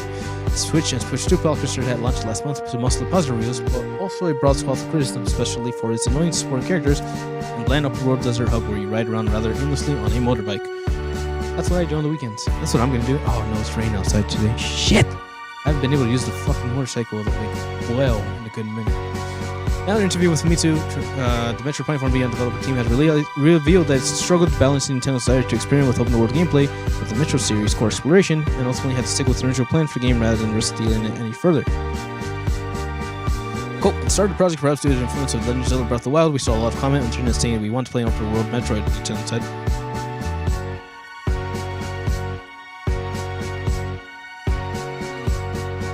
However, Metroid's core element of decreasing amount of explored areas and locked powers is not very compatible with the freedom to go anywhere in the beginning of open worlds. Thus, we thought to design a limited area that could be freely explored and have a hub that could connect to other areas. Then we thought if we could move one around on a bike, satisfying way to the area, it could be a segment that mitigates the tension for exploration and paces the whole game. In other words, the hub design seen and finished in Mega Detroit 5 4 beyond was Nintendo's original compromise for including some open world elements while sticking to the franchise core exploring in its main areas. Quote, in the end, the game took much longer than expected to finish, and we realized the players' impressions towards open world games had changed. That being said, the development had already been reset once before, and we started again from scratch with Retro Studios. Backtracking the development again was out of question. We resolved to move forward with our original vision because they wanted to sell themselves to Saudi Arabia. Arriving 18 years after Metro Prime 3 Corruption, the last game in Retro Studios' beloved Prime Trilogy, Prime 4 was officially announced in 2017, initially by Namco was charged development. The development was rebooted back in 2019. Back in the Retro Studios of Nintendo declared the game's development had fallen short of expectations. Nintendo's comment that the open world hub was not part of the original vision for Prime 4 certainly suggests it was not Retro Studios' design, though the implication is that Nintendo only realized the flaws with it after the game's development began anew. Quote, during this time, shooting games and action games went through evolutions, which an increase in games particularly, but taking those changes would have made it difficult to construct the tempo of the adventure of the game, so we actively chose not to take them into account. Therefore, I think this game is pretty much divorced from the changing of times, end quote. Idea of Samus Gain's fact capabilities also predated Retro's reboot, which originated an explanation for why she's not able to control charge beams, directional shot. After Retro took over the project, Nintendo decided to ask the studio to implement further gameplay features that expanded on the idea of Samus gaining a psychic power set. Prime 4 is beyond excellent, if relatively uneven revival that reaches heights worthy of mention by naming its base. 8 out of 10. Drunk and hell. So this is one to just kind of put out there because again, the idea of people were waiting for this, right? And it's not a bad game, but it feels very uninspired. And if that feels uninspired, I'd have to assume, right, like here was just kind of talking about numbers, is that they really wanted to look good for the investment people. And they said, no, we can't back down a third time because it'll look bad. And they chose to eat whatever happened. Okay. But it's crazy because if you really think about Nintendo, you're supposed to think about that Iwata quote. It's supposed to be something like that a delayed game can be good, but a rushed game will always be bad. So it's interesting to think that Nintendo is a completely different company than what they used to be. And if that was apparent from the 3DS skyrocketing in eBay prices, then hopefully something like this is apparent to how Embracer Group did to what now what company is it? Embracer Group did to what now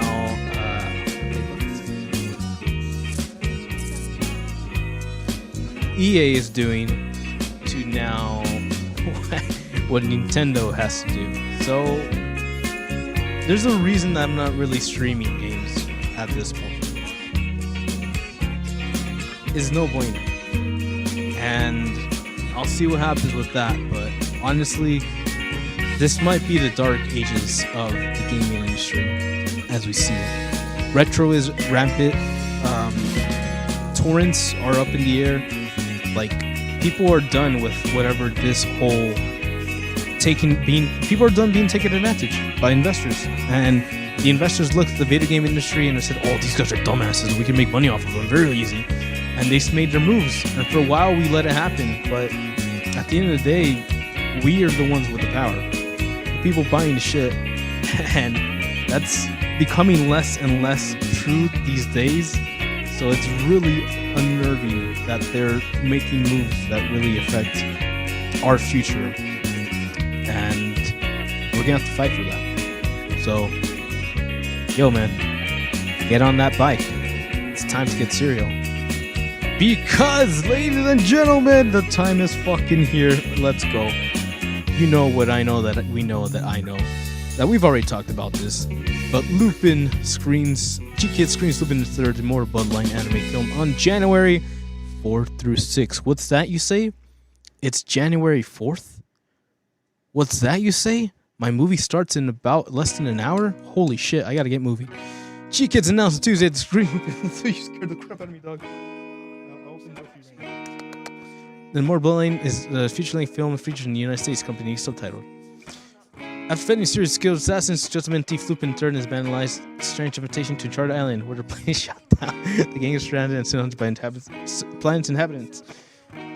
Past enemies and monsters more to be known as Moomun, who threatens to destroy Lupin's legacy. Deadly toxic fog settles over them. Lupin must confront his greatest enemy and his most daring escapade yet.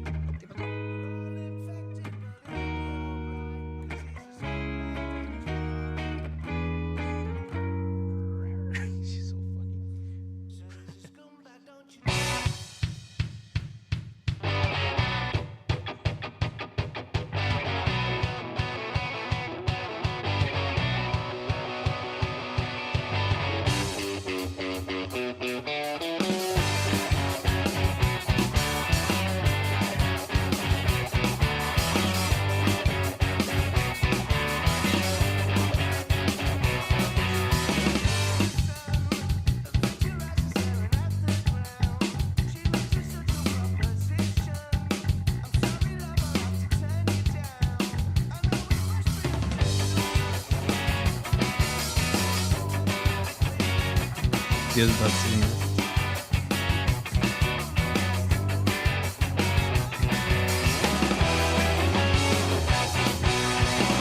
Ready.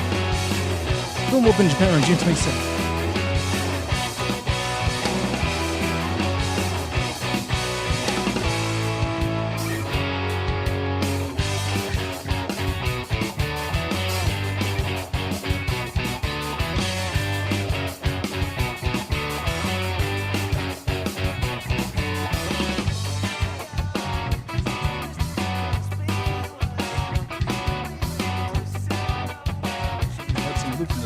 Okay, I'll skip all.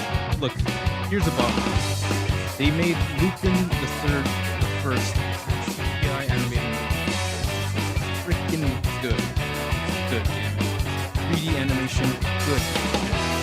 And then now we're getting the first 2D Lupin film since 1996. Dead or alive. Listen, you guys know I don't believe in this.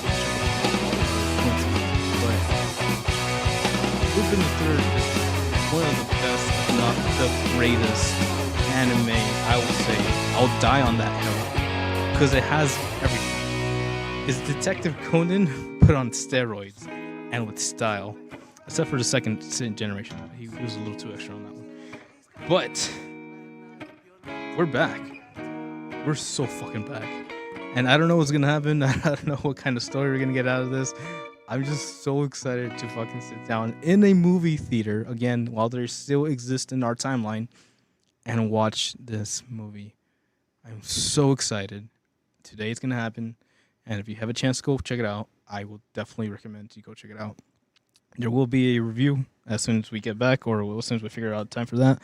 But regardless, look forward to fun as we do. So let's continue with what will be our finals. Christopher Nolan is remaking The Odyssey by Yesterday and Poe. And people are talking about the style, the armor, the helmets, all that shit. So it's not accurate. But doesn't have to be. Christopher Nolan is, of course, director in most of the Dark Knight. Add another. I'm not asking him to make it historically accurate, but it's kind of jarring. It doesn't even look vaguely like something set in ancient Greece. In fact, it looks more like something set in Scandinavia during Viking Age. Why is everyone wearing pants? Why are there Viking-style long ships rather than trimmings? Why is everyone wearing black like the Batman's? Justice. But does historical actually matter in action quick? In the trailer, we see what was believed to be the Cyclops, a giant one-eyed monster, enter a cave in which Odysseus and his men are trapped. We see a dead rise from the ground to potentially attack this season's men. We're expecting the movie to feature deadly sirens, chanting bird women whose irresistible songs through sailors through the depths of rocky shores. The Odyssey is a fantastic story with mythical creatures. It's right there in description, mythic action of epic. Some argue that in this context, of course, Nolan should have taken some creative liberties. It's not a documentary after all. The debate has moved somewhat in the hours since trailer release, while some complain about not the X-Sleeve armor as some soldiers wear, but how unnatural the material looks. Algaemon, played by Prince Trifles, is focused on these complaints. Some saying his armor looks flimsy, classic. One commentator said, I think the issue people have isn't really about the historic action, it's more about the costumes looking boring as shit.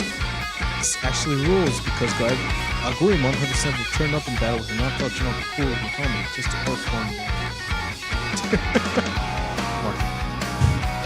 So, nothing says ancient Greece like wearing the black and brown. It says kind of crazy to wear those dark colors in one of the sunniest places of the world. It looks like a bunch of dudes cosplaying ancient Greece and Wales. And one fan, a little color won't hurt you, Nolan said another.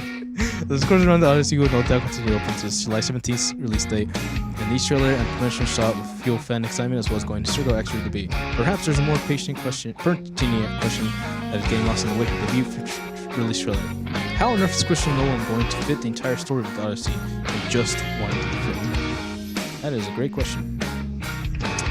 Because it's an epic, it's a poem, it's long.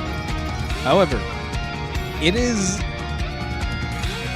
interesting if you're adding like Viking ships to this era. That is definitely like a choice. However, I do appreciate the vibe we're going for. Even if it is Batman, I appreciate that vibe. It's not bad. What we're all here for, and I believe that is what we're all excited to see, is the characters, the story, and how Odysseus, fucking played by Matt Damon, fucking reps shop. I am so hyped for this. If Lupin the Third is like the anime peak in my book, then the Odyssey is the Greek poem peak in my poem. So I'm really looking forward to it, no matter how it looks. I understand people are going to have opinions about it, and I highly respect people to put their vision of it on the internet, as I can reference that. But until that happens, it's Odyssey time, baby. Moving on. Happy New Year. The universe agrees. Hold your horses. Partner. So, quick little moment. The year of the snake has come to a close. It's off to the races with the year of the horse. Hey. The year comes greeting across the anime and the manga world. Assassination Classroom. Capcom. Look at these guys. Sick. Okay. Oh, Mega Man. Star Force. Captain Tsubasa. Who are these people? Final Fantasy Era Crisis. What? Give me the picture. The fuck? I'm gonna show Final Fantasy?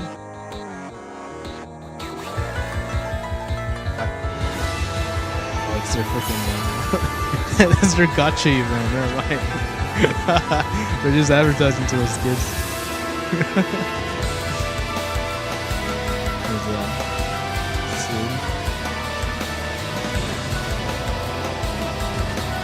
And I'll never forget, like, buying a phone.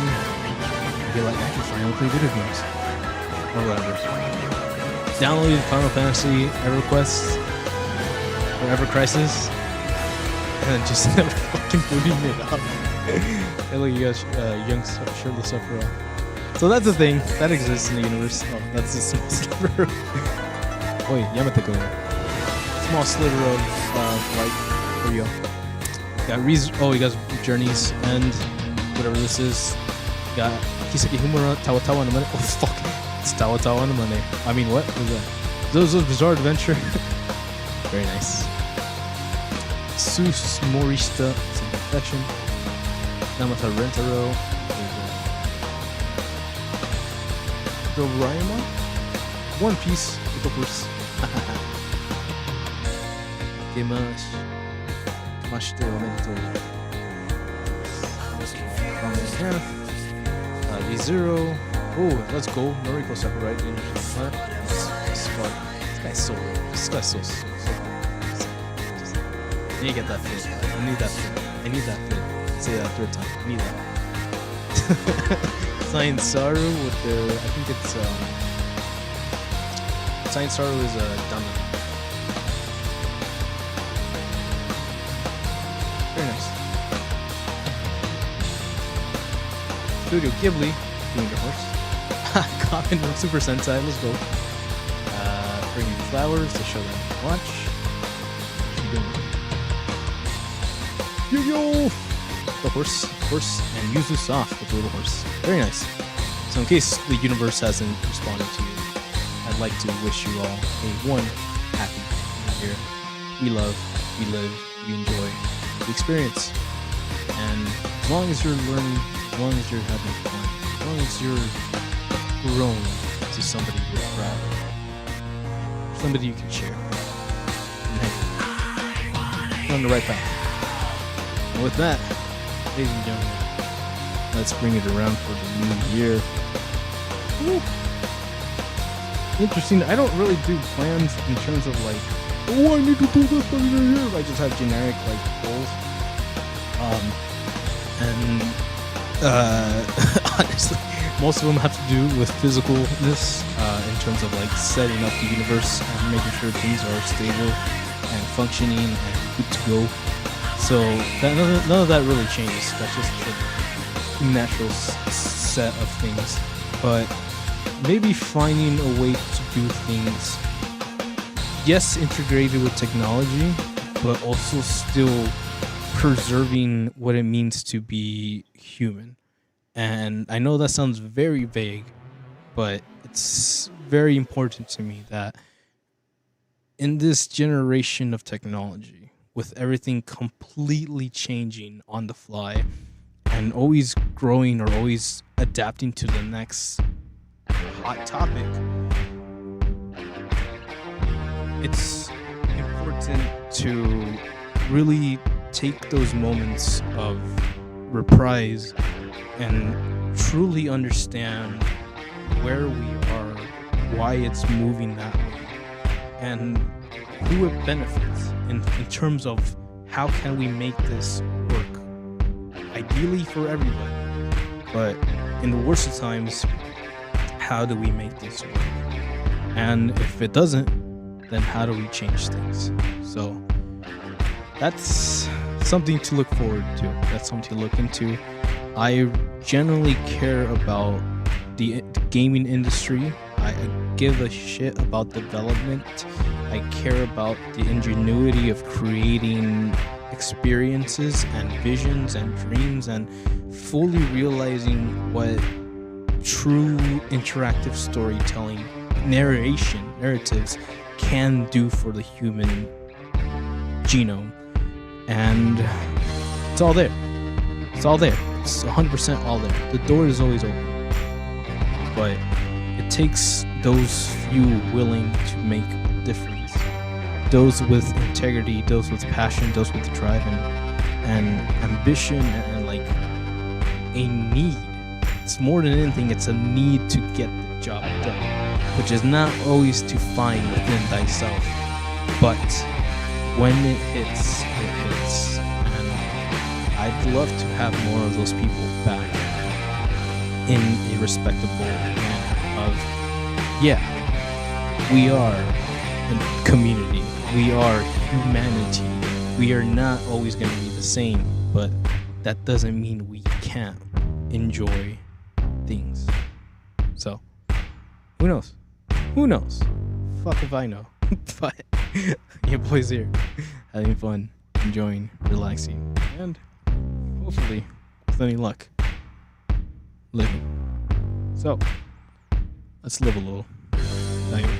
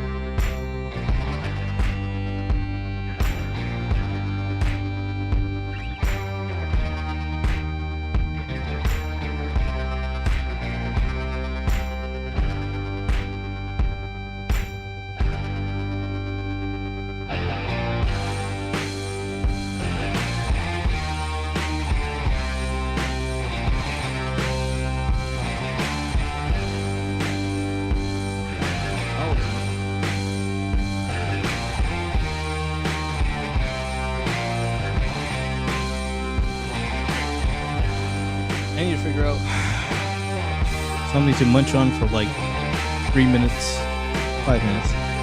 And then I need to figure out path to clean. I probably shouldn't take a motorcycle, but I might be stupid enough to do it. We'll find out. But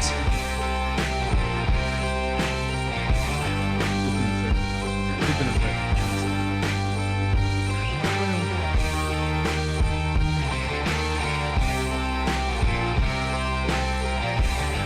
That excites you. Hit that like, comment, subscribe, my friend, and we'll have that fun, juicy Lupin review up and running.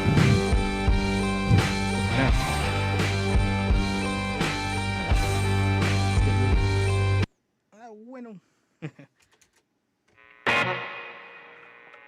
let's go. Saturday morning, jumped out of bed, put on my best suit, got in my car and raced like a jet, all the way to you. Knocked on your door with heart in my hand to ask you a question, 'cause I know that you're an old-fashioned man. Yeah. Can I have your daughter for the rest of my life? Say yes, 'cause I need to know. Did I never get your blessing till the day I die? Good luck, my friend, but the answer is no. Better be so rude. Don't you know I'm human too? Why you gonna be so rude? I'm gonna marry her anyway. Marry that girl.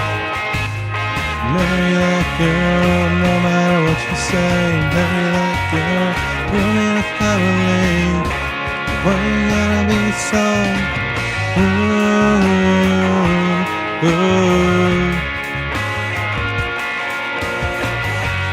I hate to do this, you leave no choice. Can't live without her. Love me or hate me, we won't be both. I need not that I'll tell. We will run away into another galaxy, you know. She's in love with me, and she will go everywhere I can. I have your dollar for the rest of my life. Say yes, 'cause I need to know. Never get your blessing till the day I die. Good luck, my friend, 'cause the answer's still no. Why you gotta be so rude? Though you know I'm human too. Why you gotta be so rude? Gonna marry her anyway. Marry that girl. Marry that girl, no matter what you say. Marry that girl, we'll be a family. Why you gotta be so rude?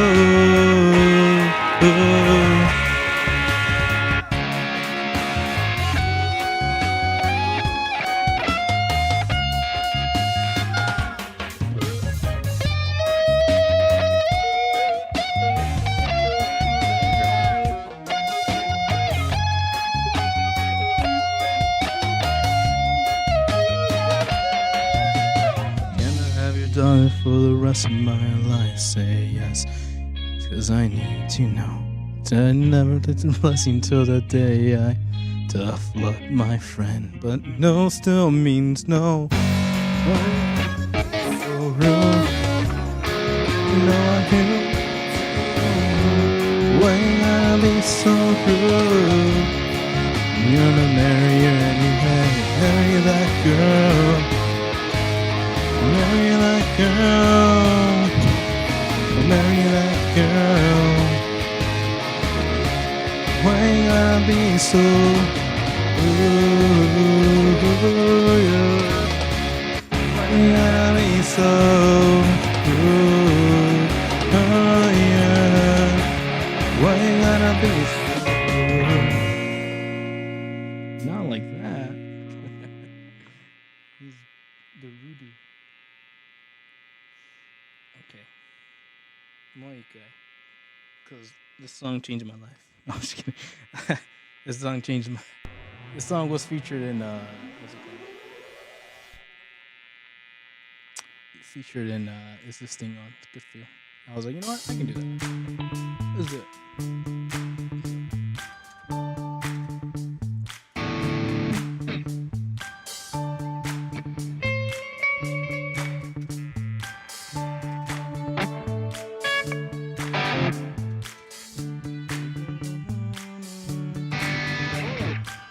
But no, no, no, no. No, no, no, no, no, no, no. Pressure pushing down on me, pushing down on you. No man asks for under pressure. Life burns turning down, spits of family too, spits of people on the streets. I don't burn out of me, burn out of me. It's the terror of knowing what this world is about. Watching them from friends dream it out. Praying tomorrow gets me higher. Pressure on people on streets. Ow, window.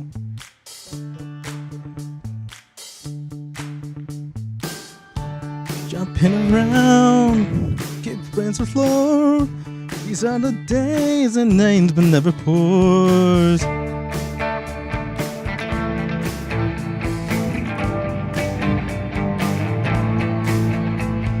People on the streets, da-da-dee-da-dee. People on the streets, da-da-dee-da-dee-da-dee-da. It's the terror of knowing what this world is about. Watching some good friends screaming, let me out. Praying tomorrow takes me higher. Pressure, pressure, blind man. Set a fence, but it didn't work. Coming up with love, but it's so slashed and torn. But why?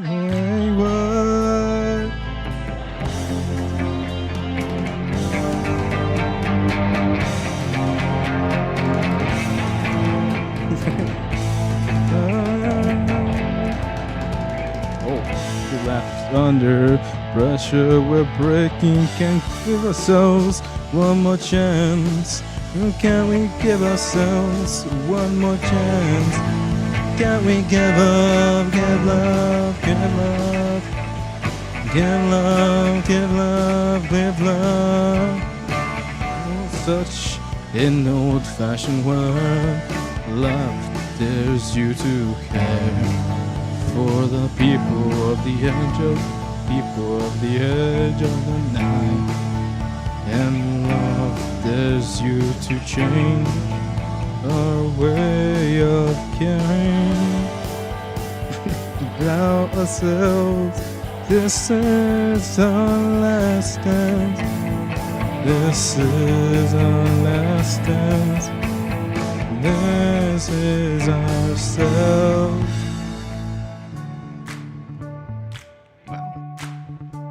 Under pressure, under pressure.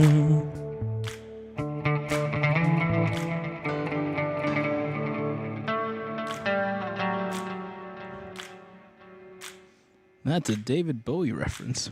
Wow. Yeah, I thought that'd be louder, but don't worry about it.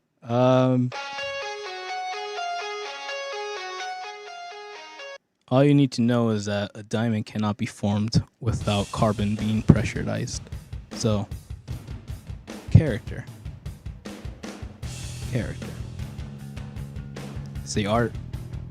Yeah. It's the art of chipping away marble, a stone for marble. Yeah. But hey, future still up. So the future is what we make of it. So, at the end of the day, if you feel like things aren't the way they should be, or you can improve things for multiple people, then hey, give it a shot. You never know. With that in mind, it's been your boys, Kami Hostage. To, Kami. EXP, wishing you buenas noches, buenos días, And for the love of God, go watch Lupin the Third. Love you. Ciao. Matane.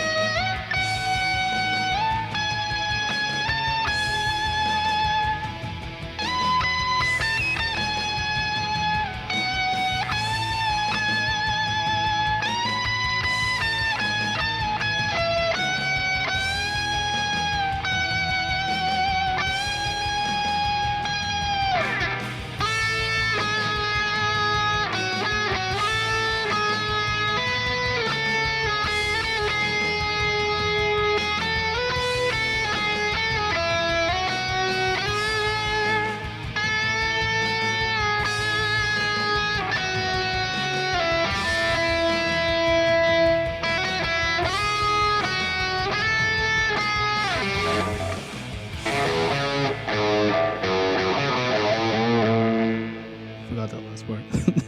It works out.